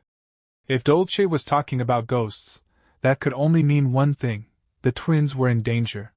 The sky turned gray and heavy. Days later, the training field stood drenched in rain, statues cold and silent beneath the storm. Nika collapsed to his knees, gasping for breath. "I can't. I need a break." Angelina's voice was sharp and frozen. "You haven't even reached 1,000 repetitions." Belle groaned. "This training's insane, and Dolce hasn't even shown up for days." "Get up," Angelina ordered, her tone crisp and commanding. "Dolce's absence has nothing to do with your effort." Chris stood off to the side, brows furrowed. Dolce missing training? That didn't sit right. They needed a full team of 7 for the tournament. He couldn't afford any gaps. He tapped his fingers against the window frame, calculating how few members remained. If something had happened to the twins, this could break them. He recalled seeing the younger twin near the inner courtyard recently, wondering, as if searching for something. Rain fell hard over the stones. A fragile voice called out into the downpour. Dolce stood beneath a tree, hair-soaked, body trembling. Her voice cracked as she whispered into the storm. "Bana, where are you?" Then louder, sobbing. "Bana!" From the shadows, Chris watched silently, his gaze sharpening. So, the rumors were true. Gabbana Arclight, Dolce's twin sister, hadn't simply disappeared. She had vanished without a trace. The Arclight twins, 2 of the most promising mages of their generation. Gabbana, the elder, had been declared dead 5 years ago. But Chris could see now that her soul had never truly departed. She'd stayed by Dolce's side ever since. Rain merged with Dolce's tears as she stood alone in the courtyard. Her voice was fading. "Where did you go?" The storm swallowed her words, but the despair behind them lingered. Chris narrowed his eyes. Most of his students carried wounds they never spoke of, ghosts from their pasts. He knew he'd have to face those ghosts one by one. He stepped forward, gripping Dolce's arm without hesitation. His voice was cold, stripped of sympathy. "Explain." Dolce looked up, face streaked with tears and rain. A fragile smile curved her lips. "Didn't think you'd skip training to find me. I didn't know you cared." Chris's expression didn't change. "Don't get the wrong idea. This isn't about you." She sank to her knees, rain running down her cheeks like melted sorrow. "If not me, then what?" His next words stunned her. "Where did you lose Gabbana's soul stone?" Dolce's eyes widened, then softened into a small, rueful smile. "Impressive. I always knew my teacher was strange, but I didn't expect you to sense it." Chris didn't answer. In truth, he couldn't sense a thing. He only knew because of his past life, the original story. In that tale, Dolce had been the one who found the protagonist and revealed everything. Before Gabbana's death, she had sealed her sister's soul inside a high-grade magic crystal. It allowed Gabbana's spirit to remain tethered to the world, but at a cost. Gabbana couldn't stray far from Dolce, and was invisible to others. Losing that stone meant losing her all over again. Dolce's voice dropped to a whisper. When I woke up this morning, she was gone. I searched everywhere. Without her, my magic is halved. I'm barely holding together. Chris closed his eyes. Part of him wanted to give her rest, but that luxury didn't exist anymore. The only solution, he said quietly, is to end the threat fast. Follow me. On the map, a faint red mark pulsed, the last place Dolce had visited. To Chris, that glow meant one thing: danger. The soul stone hadn't just vanished. It had been consumed. Chris's lips curled into a cold smile. Whatever devoured it, he thought, will make excellent training. At the murky pond, Nika grumbled. Why are we wasting time out here? This place gives me the creeps, like something's waiting to snatch our souls. Stop with the superstitions, Angelina snapped. Belle glanced at Dolce. You okay? Dolce's face had gone pale. Her shoulders trembled. She already knew what awaited them. Chris stepped to the water's edge. Everyone ready? The pond exploded. Water surged high as a massive reptilian creature burst from the depths, shrieking with an air-splitting cry. Its scaled, bloated body twisted unnaturally, and black acid spilled from its jaws, hissing against stone. The rocks are melting, Nika shouted. Angelina took command instantly. Its breath is acidic, long-range magic only. Nika, Belle, maintain the barrier. But Dolce didn't move. Chris noticed. This was her moment, perfect for a twin water mage. Yet she stood frozen. He found his voice, cutting through the chaos. Dolce! Are you planning to run away again? Her breath caught. The memory hit, that day in tactical class when she'd stood by, doing nothing. But this wasn't a drill. This was real. The monster reared its head, and from its throat came a warped, broken word. Dolce's blood froze. That voice was hers. The truth struck like lightning. The creature before her had swallowed Gabbana's soul. The enemy wasn't a stranger, it was the last piece of her sister. Rain poured as Dolce faced the beast. Everyone said Gabbana was undead. She whispered once to Michael. That she'd turn into a monster. But she was human. Always human. The magic tower had tried to seize her soul stone for research. That was why Dolce fled here. Chris's voice, cold as the storm, echoed behind her. The rumors weren't entirely false.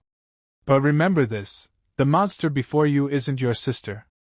Gabbana was human. And if she could wield magic, what else could she be? Dolce trembled, tears mixing with rain. You're cruel, teacher. I always wanted to hear those words, but did you have to say them now? Water spiraled around her. She stepped forward, eyes blazing. I'm sorry for dragging you all into this. But I'll repay you. With a wave of her hand, a torrent of water roared forward, blasting the beast apart. Chris watched the creature crumble. No doubt, he said.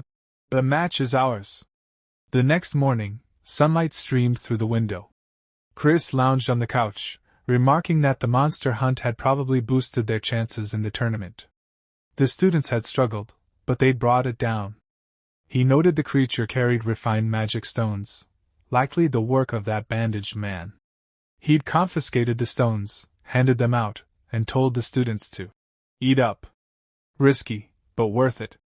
Still, he warned them to stay sharp. Na's brothers were manageable, but the second years, especially Rain, were a different story. Rain was a rival, mentor, and headache rolled into one. Just then, a door slammed open. A purple-haired boy stormed in. I'm here to challenge the class that defeated the garden monsters. Who's the strongest? Chris sighed. Speak of the devil. He raised a hand. Quiet, the boy struck a pose. Yes, it is I, The one cloaked in chaos, leader of the new generation. Chris ground his teeth. Brad really needs a lesson in humility. Nika leaned over. Teacher, he's trying to steal our strategies. Want me to throw him out? Someone muttered that Ryan had too much free time. Chris snapped. That's not how you speak to a teacher. Inwardly, though, he smirked. His student clearly outclassed this fool. The boy scoffed. You think you can control me with a finger? He faltered when Chris's eyes glowed red. Chris stepped forward. Respect. Speak properly to your elders. The boy laughed. I don't care about rules. Chris's aura darkened. You call yourself the strongest? Laughable. The boy stiffened, muttering that it was a separate issue. Chris said flatly, Whoever masters the character fans will master Rain. You're not worth my time. Leave. The boy growled. Your bluff won't fool my emperor eyes. Chris flicked his cape. Funny. For someone with perfect eyesight, you still wear an eye patch. He activated his system, super popular guy's cape equipped, illusion of radiant light, active halo effect LV.10, MP drain, 100 per second. Bathed in radiant light, Chris stepped forward. Can you even see me now? Blinded, the boy staggered. A flurry of strikes landed before a final flick to the forehead sent him reeling. Stop pretending, Chris said coolly. Go home. Red-faced, the boy gasped. Next time. I want you to take me seriously. Chris snorted. A loser's last spark. But as he turned away, one thought lingered. Did I just give that kid the motivation to awaken? Later, as Chris crossed the courtyard, a voice called out. Teacher. He turned. A green-haired instructor approached with a bright smile. Chris narrowed his eyes. Too smooth. The man apologized for the disturbance. Ryan was my homeroom student last year. Never listened, drove me insane. I'm invincible, though. He laughed. Chris sighed. Figures. Then the man clasped his hands together. Let's talk over a meal. Chris's inner voice screamed, No? The man caught it, chuckling. Thought so. He handed over a ribbon-tied bundle. Chris blinked. A bento? The instructor flushed. You could see it that way. Chris weighed it. By tournament rules, I can't accept this. I must remain neutral. For all I know, it's poisoned. Relax, the man said. I made it myself. No tricks. Stop talking, Chris ordered. I need to plan for victory. The man softened. Something troubling you? When I'm like that, I go somewhere quiet to think. He handed Chris a map. My secret base. You'll find it easily. An old dormitory, sealed off for years. No one else should be able to reach it. Chris's eyes narrowed. Who is this man? At first, he thought the instructor was just being cryptic, but now he was referencing a dungeon, one that existed in the original story. Could it be, the old dorm is a dungeon from the original story? Only souls who have never lost in this life can enter it. In the novel, the protagonist believed he was undefeated, but was turned away at the entrance. He had forgotten his defeat by the Demon King long ago. Chris thinks, I didn't think it was a very important place, since the dungeon only appeared in the main character's flashbacks. All the faculty members know where it is, but why did he tell me about it in that tone? And on top of that, he even said I wouldn't get caught because of the map. Does he have something to do with the system, or is he, like me? No. Whoever he is, I need to stay calm. But Chris ignores it for now, turns around, and starts walking away. As he leaves, he says, I have no idea what you're talking about. Get lost. But the man keeps laughing and says, You're so mean. I'll be busy for a while anyway, so I won't be able to see you. Call me anytime you miss me. I'll come to you no matter what. Chris, walking away, thinks, damn slick talker. I need to step back and think. That night, Chris stands before a massive dungeon, looking up at it. He thinks I ended up here. I really didn't want to, but I heard that Lion Brad joined the top third-year class. This isn't a tournament meant for first years to win. We're basically guaranteed to lose, so I need a cheat code. And the only way to get that is through a quest or dungeon. As he reaches for the door, he suddenly feels a strange flash. He freezes. A white light fills his vision. It feels enormous, light spilling from every direction. This is the dungeon. It seems right. In this world, a dungeon just means an unknown area. But still, there's really nothing here. Then Chris suddenly stops, because he hears a voice. Welcome, okay. I've been waiting, my child. Okay. When Chris looks ahead, he sees something strange floating in the air. He thinks, who's calling me my child? That thing speaks again. I thought you'd forgotten about this place. I was getting worried, okay. Of course, I understand. Your memory isn't perfect, after all. Okay. I can finally help you, okay. In front of Chris is a monkey-like creature. It looks like a toy, but it's clearly part of the story. Chris stares and says, That's the monkey keyring? He says to it, Wait. Hold on.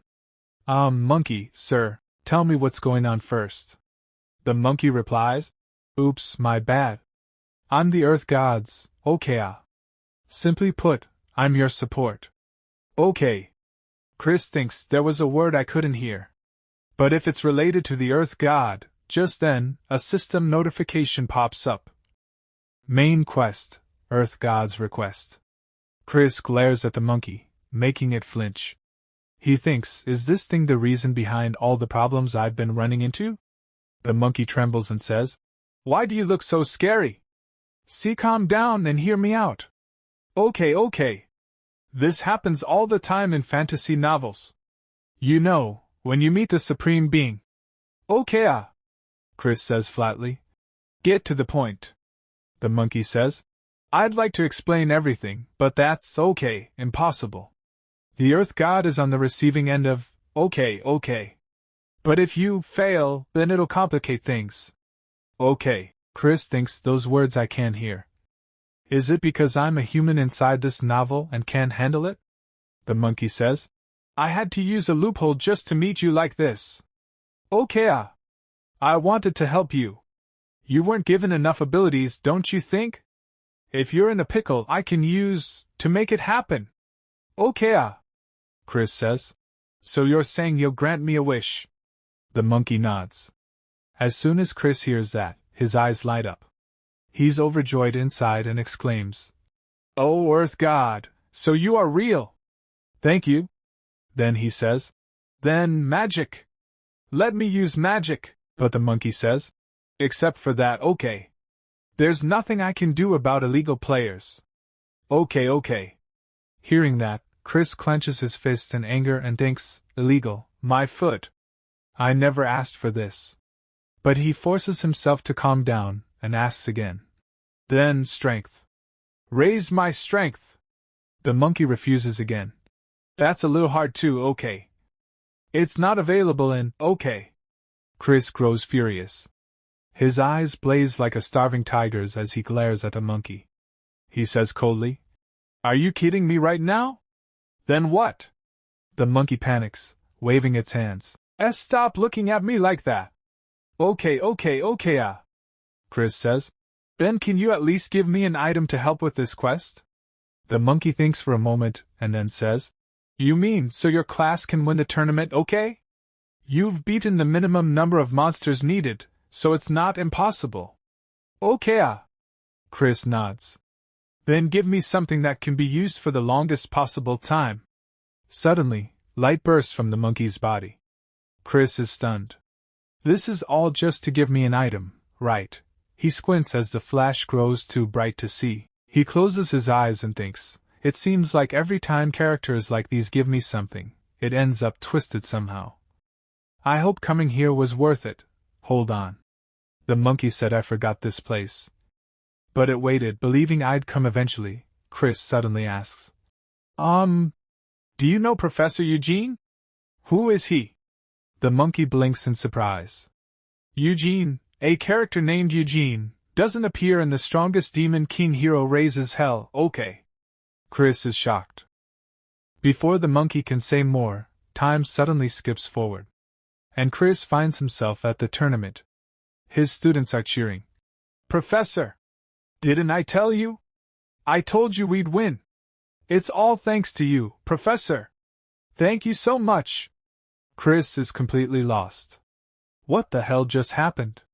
Then, the system window appears again. Quest completed. You have received 1 lucky chance as a reward. Quest completed. You have received 1 lucky chance. Quest completed. You have received. Chris grabs his head, mentally screaming, damn it, that little monkey just fast-forwarded straight to class and winning. I knew the system was going to mess it up again. It's seriously giving me goosebumps. Then Michael walks up to him and says, Professor, please accept this. I want to give you this honor. Smiling, he hands Chris the trophy. Chris looks at it and thinks, there's still something off about this. But at least I got the mana stone. He grips the trophy tightly and raises it high with energy, thinking, I'll just think of it as a replacement for the missing quest reward. Angelina starts crying. Chris looks at her and says, Don't get too cocky, you brats. Wiping her tears, Angelina stammers, of course not. We'll keep working hard. Chris thinks, I'm sure the princess played a big part in this, but I have no memory of the entire week. Then Chris suddenly flinches and says to his students, I'm leaving now, you rascals. Michael and the others look shocked. Professor, wait up. Don't you want to savor our win a bit longer? But Chris ignores them and walks straight ahead, thinking, geez, I really get no time to rest. Before he can go far, the system window pops up again, displaying a new quest, Main Quest, Earth G, S Request 2-3. Begin the second day of training. Defeat the boss monster with the students. Completion reward, Professor's Grace. If you fail, you'll be dead anyway. Time remaining, 7 days. Chris sighs. Look at this shoddy work. The system's more upset than I thought. It didn't even give me a specific location, but maybe that's better. If I want to find the real Angelina, I have to face the boss monster anyway. The most important thing right now is the quest. The next problem I'll have to deal with is probably Squinty Eyes. I can't believe Eugene isn't even a character in this story. Could he be someone who was dropped into this world like I was? No. Don't lose focus. The one who kidnapped the real Angelina is the so-called Snow Queen. Just hearing her name might make her sound like a beautiful monster, but she's actually a boss that looks like a giant mosquito who sucks mana out of you. In any case, I should prepare for the boss fight ahead, instead of worrying about someone who isn't here. The scene shifts to the Frost Kingdom.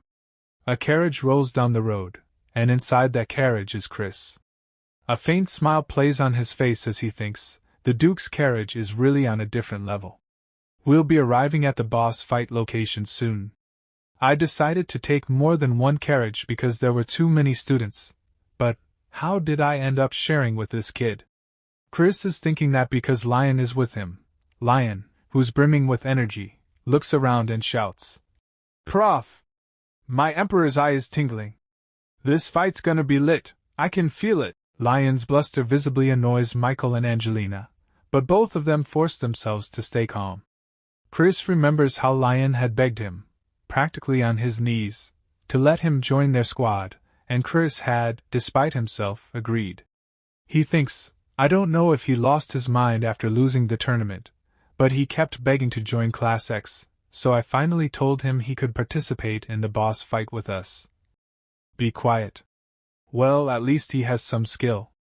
And since I got the Eye of Flame, entering the dungeon should be no problem. Angelina speaks up, Professor, everything will be okay if we just follow the plan, right? Chris looks at Angelina and thinks she probably has the most on her mind right now. He answers, as long as no one does anything foolish. Michael reassures Angelina. Don't worry, Angelina. The professor said everything will be fine. And we're all going to do our best. Chris lets out a small laugh as he watches Angelina and thinks, if it weren't for Angelina's true identity, I'd be impressed with the harem romance situation going on right now. Lion pipes up again. This Kyo has some serious riz. Hey prof, maybe we should give them some space. Chris mutters, geez. That's not even a girl. After a while they arrive at the kingdom's gate. Chris announces, we're here. He explains, this is the Kingdom of Frost. This is the dungeon where the Snow Queen resides.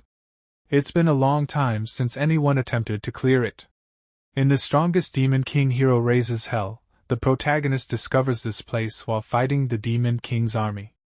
It was a complete mess for him because he had to deal with both the Demon King's army and the Snow Queen.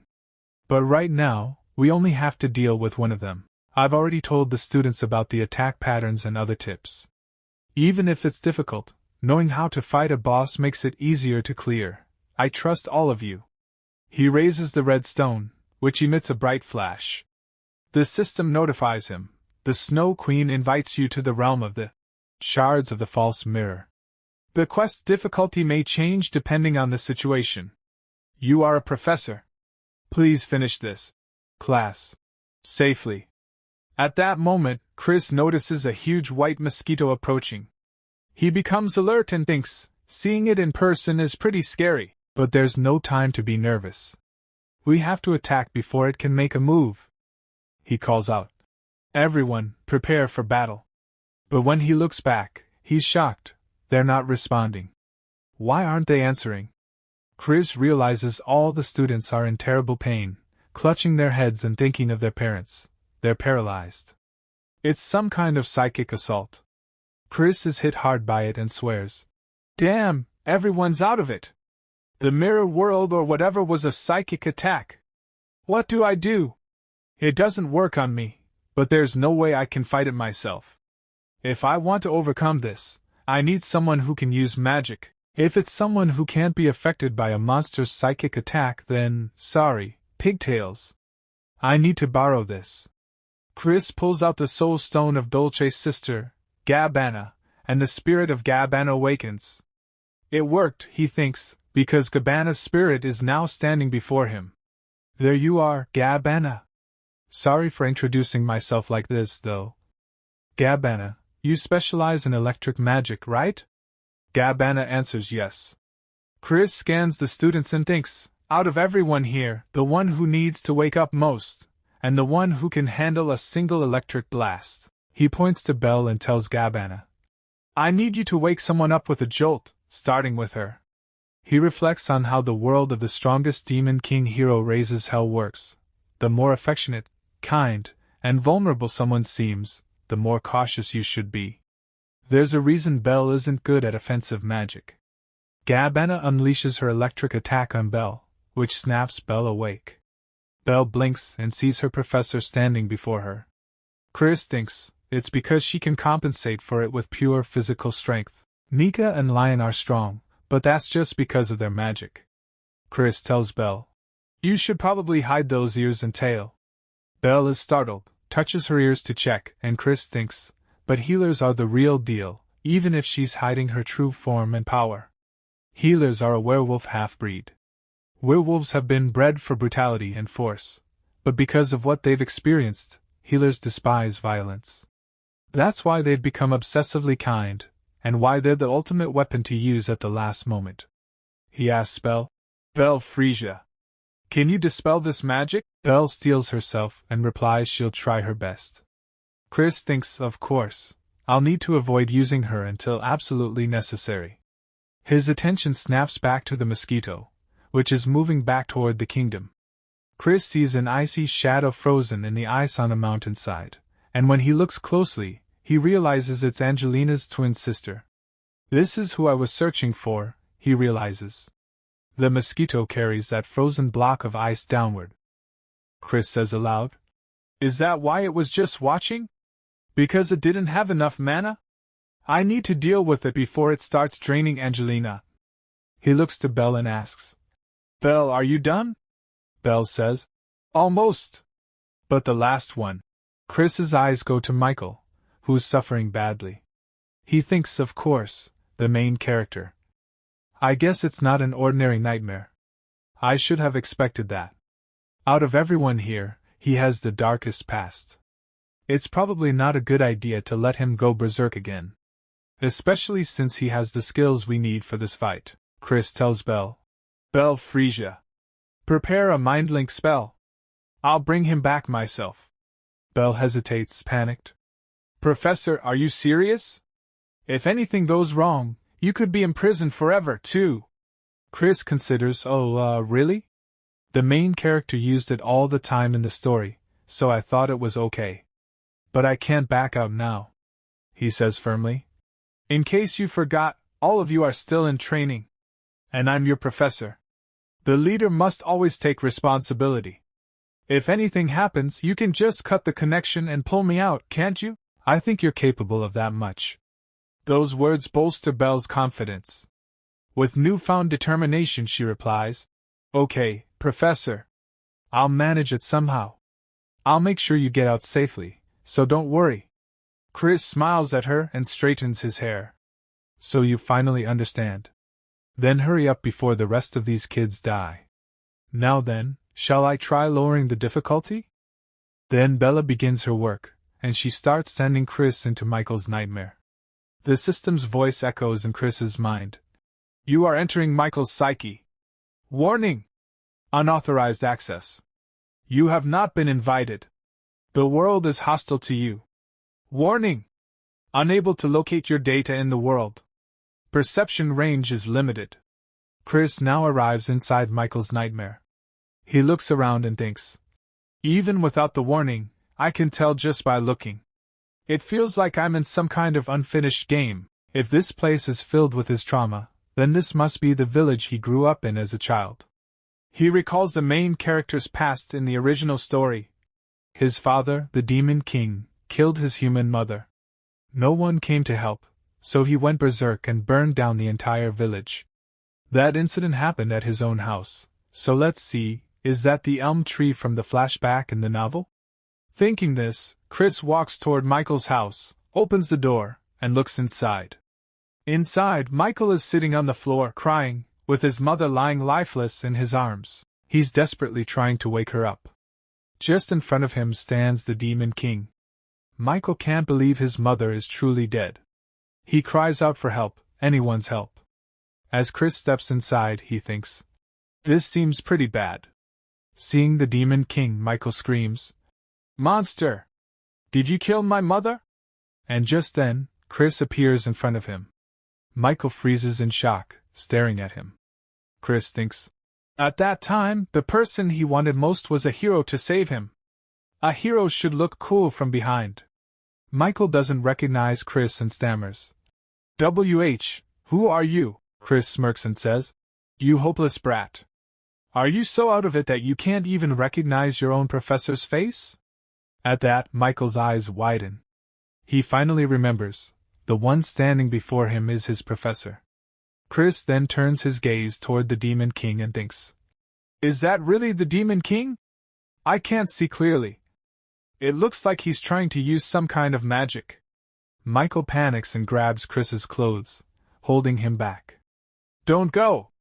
It's too dangerous ahead. The Demon King is right there. Run away while you can. But Chris looks down at him calmly and says, Michael Fwishin. Why should I run?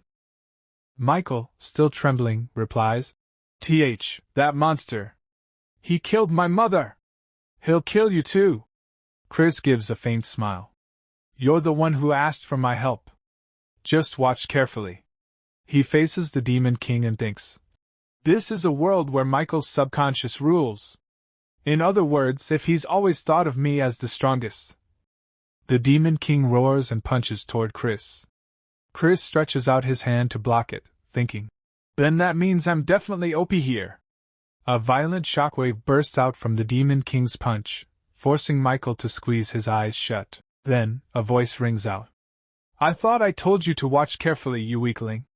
Michael opens his eyes. Before him stands Chris, having stopped the Demon King's massive punch, with just a single finger. Michael is utterly stunned. The professor blocked his fist with just her finger.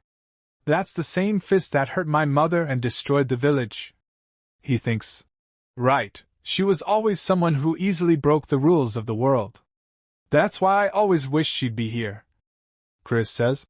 You weren't waking up just because you were scared of a loser like this? You must think you've got all the time in the world, huh?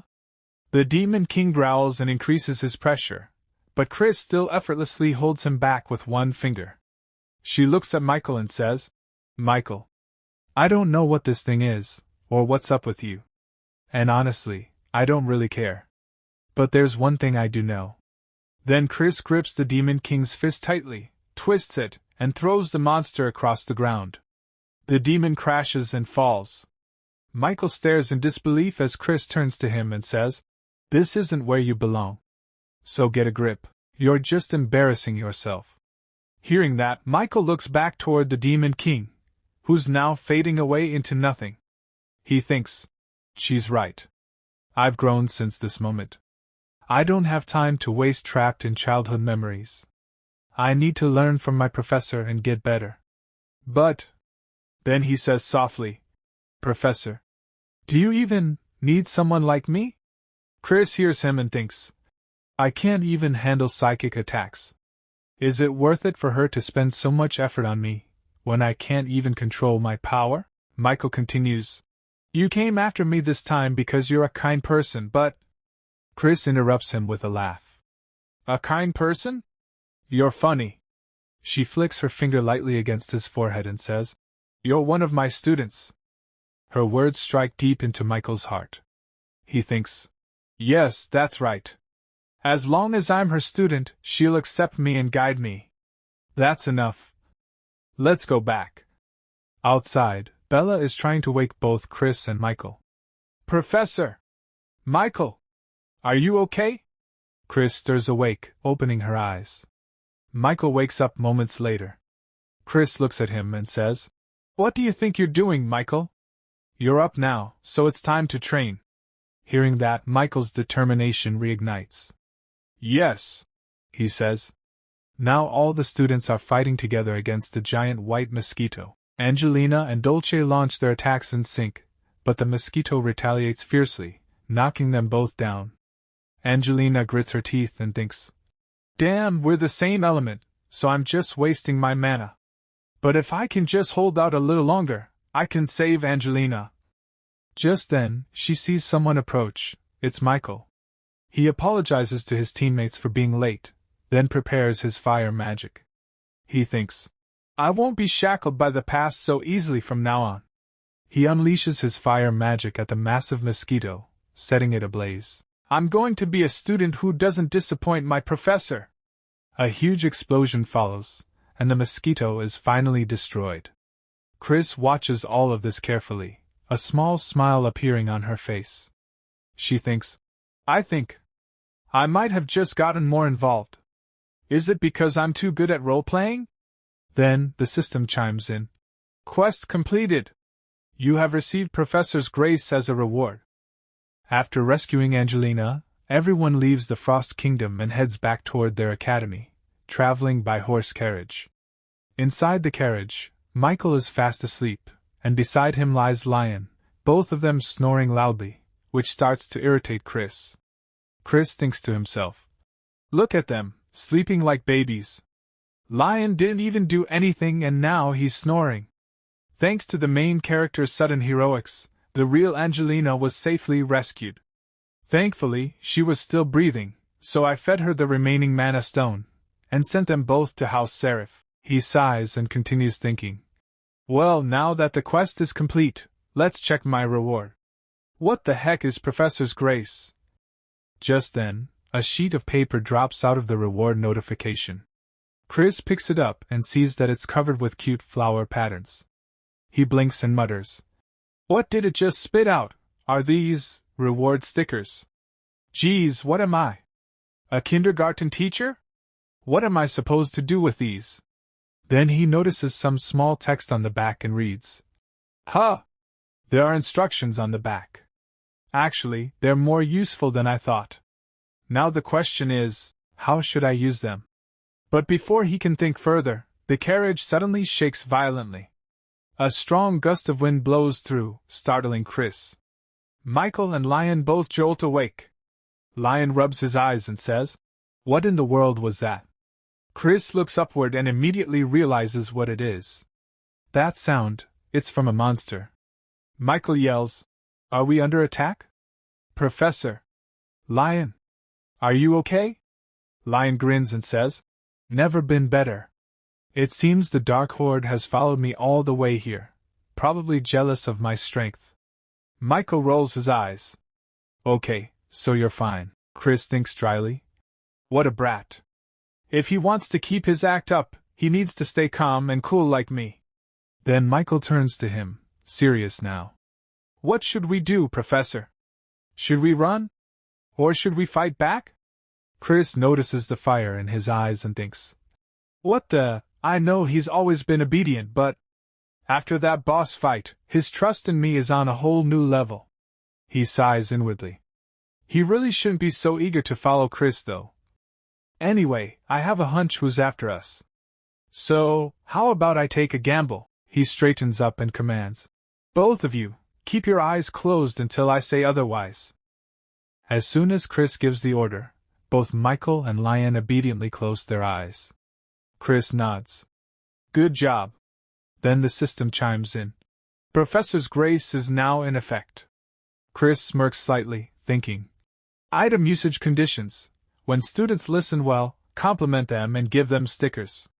This isn't exactly the best timing for compliments, but, he says aloud, well done. Waiting until your opponent's mana is almost depleted. I can't help but admire your cowardice. Then he groans mentally. Have you ever heard of sarcasm, you damn system? Suddenly, a cold voice echoes from outside. But your tricks won't work as long as we don't make eye contact. It's amazing how you've managed to maintain your position with such pathetic abilities. A figure lands on top of the moving carriage, a monster crouched beneath a cloaked, bandage-wrapped man. The man smirks. Dame Chris, don't you think you're being a bit too harsh on me? We haven't seen each other in so long. You're hurting my feelings. Chris narrows her eyes and thinks. Originally, we should have met her inside the dungeon. It looks like the Demon King has been watching us, she replies coldly. What about the other carriage? The bandaged man chuckles. My little pets are playing with them. It seems everyone I have business with is gathered in one place. Chris curses inwardly. Damn it! This is going to turn into a full-blown battle. The man laughs softly. Don't be too afraid. I'm not here to slaughter you today. Chris analyzes the situation. The monsters look dangerous, but the real danger right now is that bandaged freak. If anyone makes eye contact with her, their skills will be temporarily frozen. That means no magic. I guess this'll be good practice for fighting with their eyes closed. She steps aside and places Michael and Lion in front. You too, feel the altered flow of mana within your bodies. Use your whole selves to sense the situation. Lion blinks, confused. Do what now? But before he can ask again, the bandaged man raises his hand and says, Apologies, but this is actually a test for my young lord. If you get involved, Dame Chris, I think it would be considered cheating. He then casts his bind magic, and glowing chains lash out, wrapping around Chris and locking her in place. Michael panics. Hey you! What have you done to my professor? The man chuckles. Goodness, young lord, don't get carried away. My lord gave me a curse to test, so I had to try it. By the way, I'd advise you not to try breaking those chains. The stronger you are, the tighter they'll bind. And you, Dame Chris, are incredibly strong. Michael yells. You coward, Professor! Don't worry about us, take care of yourself. Lion grins. Yo, Prof! Just keep your eyes peeled and watch what I do. Chris, still bound, thinks with a dry laugh. This is actually a good thing. I'm so freaking lucky. No wonder it felt like I was tied up with jelly, but I can't just break out now. Come on, kids. Fight for me. Show me the effect of those stickers I gave you. The bandaged man laughs darkly. Come now, my pets. Let's awaken the young lord's power. It's time for a hunt. Michael clenches his fists, frustrated. Damn it, I don't have much power left after finishing that dungeon. But then, something strange happens. The stickers that Chris had given them begin to glow, releasing a surge of radiant energy. Michael gasps, feeling the warmth spreading through him. What is this? It's like my magic is recharging, no, doubling. Fueled by the sticker's magic, he channels a blue flame spell and hurls it at the approaching dragon-shaped monster. The explosion shakes the entire carriage. Lion laughs in exhilaration.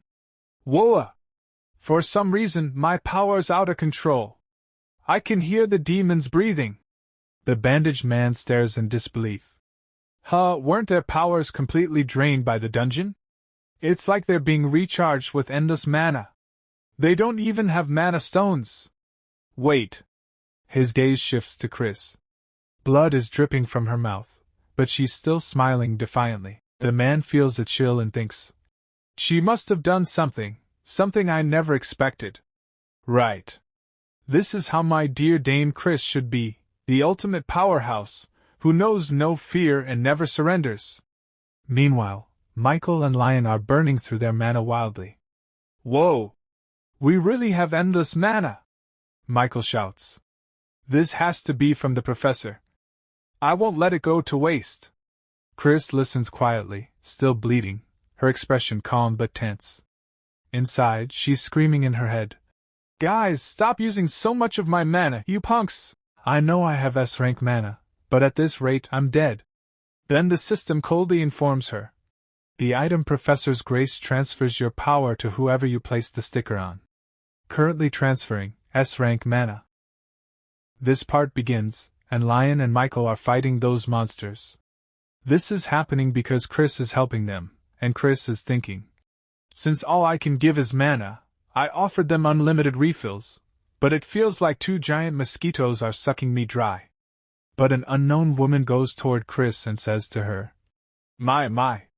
Dame Chris, there's no need for you to try so hard. Your face is as pale as a corpse. Michael sees that this woman has gone near Chris, so Michael gets angry and attacks her, shouting, Hey you! Don't go near our professor! But the woman easily blocks Michael's attack and says, That's enough out of you, young lord. If you're bored, go play with my little Pippi for a while. The adults have things to discuss. Chris thinks, that name doesn't match at all. And she says to the woman, I have nothing to say to you. The woman says, Dame Chris, are you still holding on to your pride? That's what is so charming about you. Even for you, it must be difficult to endure my lord's curse. It's been a long time since I've seen you bleed. Seeing her behavior, Chris thinks, Geez, she gives me the creeps. Is she in her right mind? And the woman continues, Just what sort of magic are you using to make them move like that, HM? If you've used that much mana, I bet you're in a lot of pain. Chris thinks, No, of course she's not in her right mind. I knew she was a pervert. Then the woman touches Chris's lips and says, It's beautiful how you don't give in even when you're breaking out in a sweat, my dear Dame Chris. Chris thinks, I'm only sweating because you're such a creep. Wait a minute, what are the odds that this act I hastily concocted would be so accurate that it could even fool someone who knew the real Chris? There's something definitely. And then Michael again attacks the woman and shouts, I said get away from our professor. Chris gets scared even by Michael's attack. That scared me. The woman steps back, and Michael yells, Professor, are you all right? We took care of all the monsters. Lion says, What the? How dare you have an upperclassman clean up after you and just leave? And Chris says to Michael, Took you long enough. You can open your eyes now. Michael says, Why you're bleeding, I'll get these chains off you right away. But Chris uses her strength and easily breaks the chains. Seeing this, the woman is completely shocked. Chris says to her, Don't ever bother me again. And she thinks, Thanks for being so delusional. I was able to keep up my act of getting caught on purpose. The woman stays silent for a moment, then suddenly smiles, but purple energy begins to leak from her body. It's a curse, and it starts affecting her body.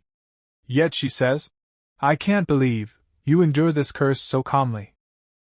Chris looks at her and thinks, Wait, is she getting penalized for me breaking the curse? Right, it is the Demon King's curse, so of course there's some harm to the user. Even with the curse, the woman starts laughing loudly and shouts, "Dame Chris, watch me accept all of the pain you endured." Chris gets frustrated and thinks, "You freak! Keep that to yourself." Then Chris says to her two students, "Michael, Lion, we're leaving." Michael says, "Yes, Professor, wait up." Lion says, "Yo, you perverted bandage freak. I'm only letting you off the hook for my prof's sake." A few days later, today, all the academy students are extremely shocked because a very handsome student has arrived at the academy. Everyone looks at him and is stunned. The students start saying, "Wow! He's really handsome. Who is he? Was there someone like that at our school?" Then that student opens the door to Class X, and all the students look toward the door. Michael is completely shocked. Dolce looks at the student, and seeing him, she comments, "Is that Angelina? Did you cut your hair? And you got so tall." And this is Angelina, or rather, Andante. He looks at his friends and says, "Hey guys," Dolce says, "I heard the gist of what happened, but I guess he really is a man." Michael says, "What? Am I the only one who didn't know? The professor mentioned it, remember? I guess you were asleep." Dolce says, "Honestly, I've been exhausted ever since the dungeon." Chris looks at Andante and thinks, "Wow, he really is handsome though." After Angelina returned from the dungeon, the Duke lifted the growth stunting spell. Once the real Angelina recovers, she'll come to the academy, and for now, the princess has gone back to being Andante. Seeing it in real life feels different than reading about it. Dolce says, "Anyway, the more important question is, what are you going to do about this commotion your good looks are causing? It's only because Angelina is going around telling everyone that we're related." Outside the classroom windows, many girls have gathered to see Andante, and Chris notices them but doesn't comment. She only thinks, "I see. It sounds like Angelina wants to put all the attention on her brother. Still, this is a bit over the top." Seeing all those girls, Andante holds his head and lets out a deep sigh. Then he says, "Anyway, I'm sorry if it's distracting. I'll talk to them later." Dolce says, "Whoa, why have you gotten so nice? I guess it's not just your body that's grown. I'm so proud of you." But then, the classroom door opens, and a large group of girls rush in, shouting Andante's name. "Andante! Over here! You remember me, right, Andante?" And Andante panics completely. Please calm down, everyone." Chris doesn't take any action. She quietly watches everything, thinking, "I'll quietly exit stage left."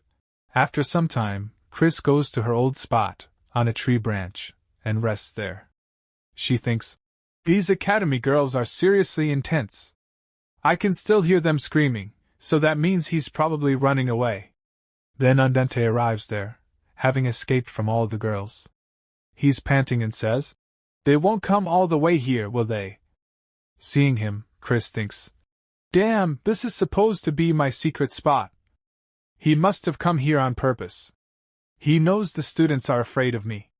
Andante says, "It's quiet here." "Well, honestly, it's always calm when you're around. This will all be over soon. They'll all leave once they realize they have no chance. Even though I'm an illegitimate child, I'm still the Duke's son." Chris listens and thinks, "Right, he would be the easiest connection to the Seraph family." Andante says, "Unfortunately, my father doesn't pay any attention to me." Then he turns around, looks at Chris and says, "But I made it clear to my father that you saved my sister." "Thank you, Professor. I can't tell you that enough." Chris says, "Andante Seraph. You didn't use stealth magic even when you were being chased." Andante is surprised. Chris thinks, "Is it because he doesn't want to hide himself anymore?" Then she says, "It doesn't matter. You can enjoy being Andante all you want. You've always had a high opinion of yourself." Hearing this, Andante smiles and says, "Professor, do you mind if I come here occasionally?" But Chris says, "You're starting to annoy me. Get lost." Then Chris narrates, Just as the freshman's first vacation was approaching, and the academy and the system seemed calm, an incident broke out. I thought if I ever used a sword, it'd be against a strong enemy. I never imagined it'd be a human. Professor 10 killed someone. And someone I know. The incident began on a day like any other. After class had ended, Chris had forgotten something, and she was going to get it. She says, "Damn. I left my book in the classroom. An illustrated guide to magic for kids. I only started reading it because I was getting bored doing nothing during self-guided study time. I'd be screwed if anyone found out." Then she reaches the classroom, and as soon as she opens the door and enters, she sees a bunch of letters. She says, "Luckily, it's late and no one's around." She walks forward and picks up one of the letters. It got so full, it exploded. Oh, the joys of youth. Geez, these girls, he asked them to stop, so they should back off a bit. But then black-colored dust starts rising from the letter and enters Chris's nose, and because of that she sneezes. She thinks, what's with the dust? Is there pollution even in a fantasy world like this? Anyway, now that the love letters are back in order, I should get out of here before someone shows up. My nose still itches.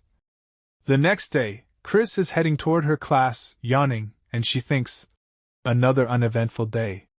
I haven't even got a quest in a while. It's nice to get a bit of a break, though.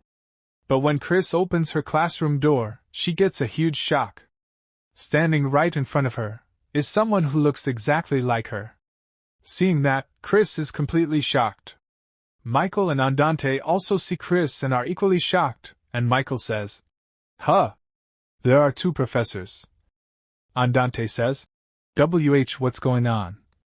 Chris looks at that woman and thinks, is that the real Chris? No, calm down. I'm definitely the real Chris. Then the dot on the map.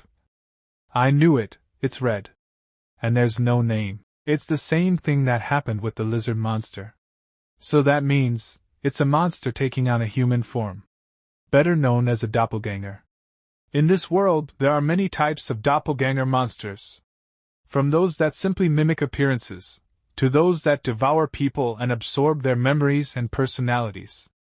I don't know what kind this one is, but I have to let the kids know it's a fake.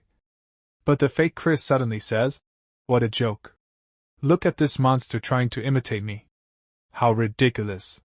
Chris gets angry, because that's her line.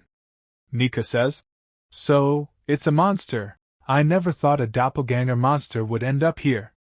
Dolce says, I don't get why it would copy our professor though. I wouldn't have done that if it were me. Chris thinks, you punks, I can't believe you're just believing it. I need to do something quick. She steps forward and says to students, you good-for-nothings, no matter how dumb you all are, I thought you'd be able to tell the difference between a monster and a human. But I guess not. Then Chris tells the students, this is the last test of the semester. Choose the real one. Those who don't answer correctly will not return next semester. And the system gives Chris a new main quest, Earth Gods Request 2-4. They say that if you meet a doppelganger, one version of you dies.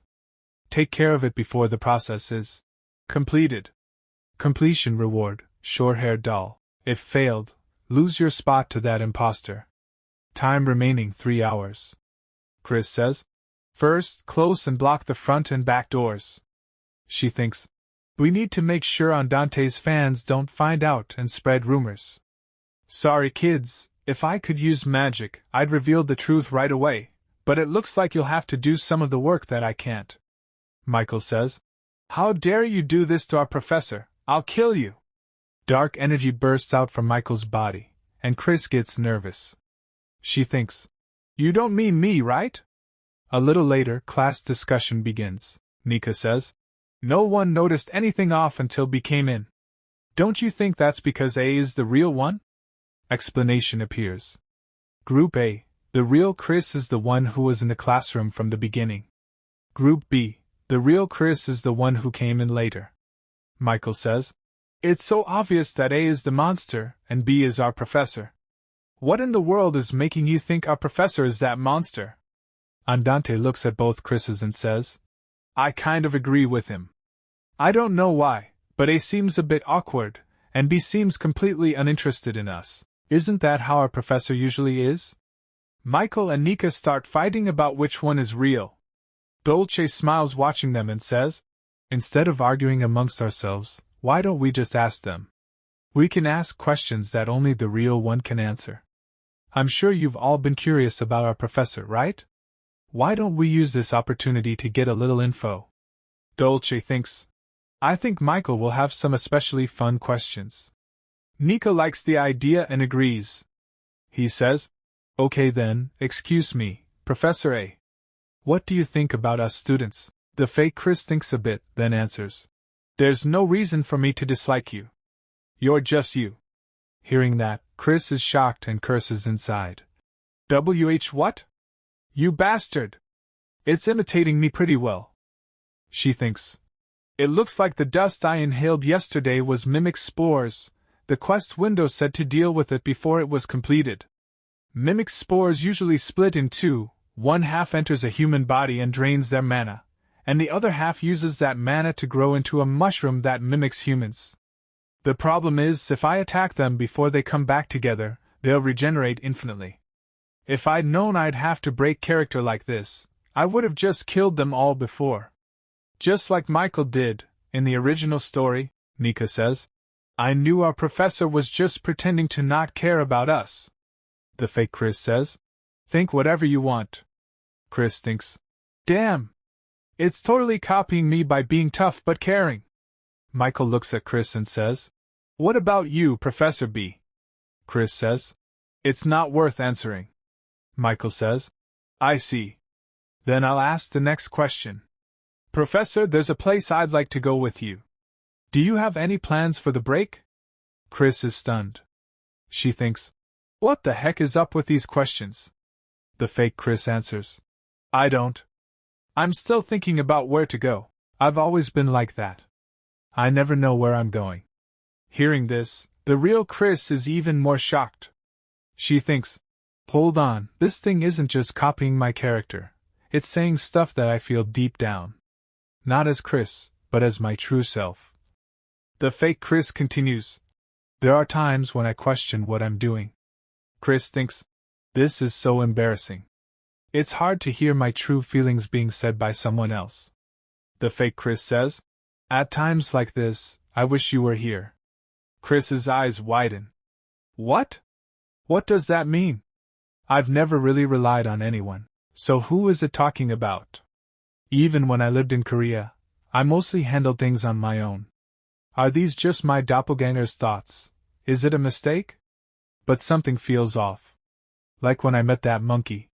The fake Chris says, I wish you'd guide me like you always did.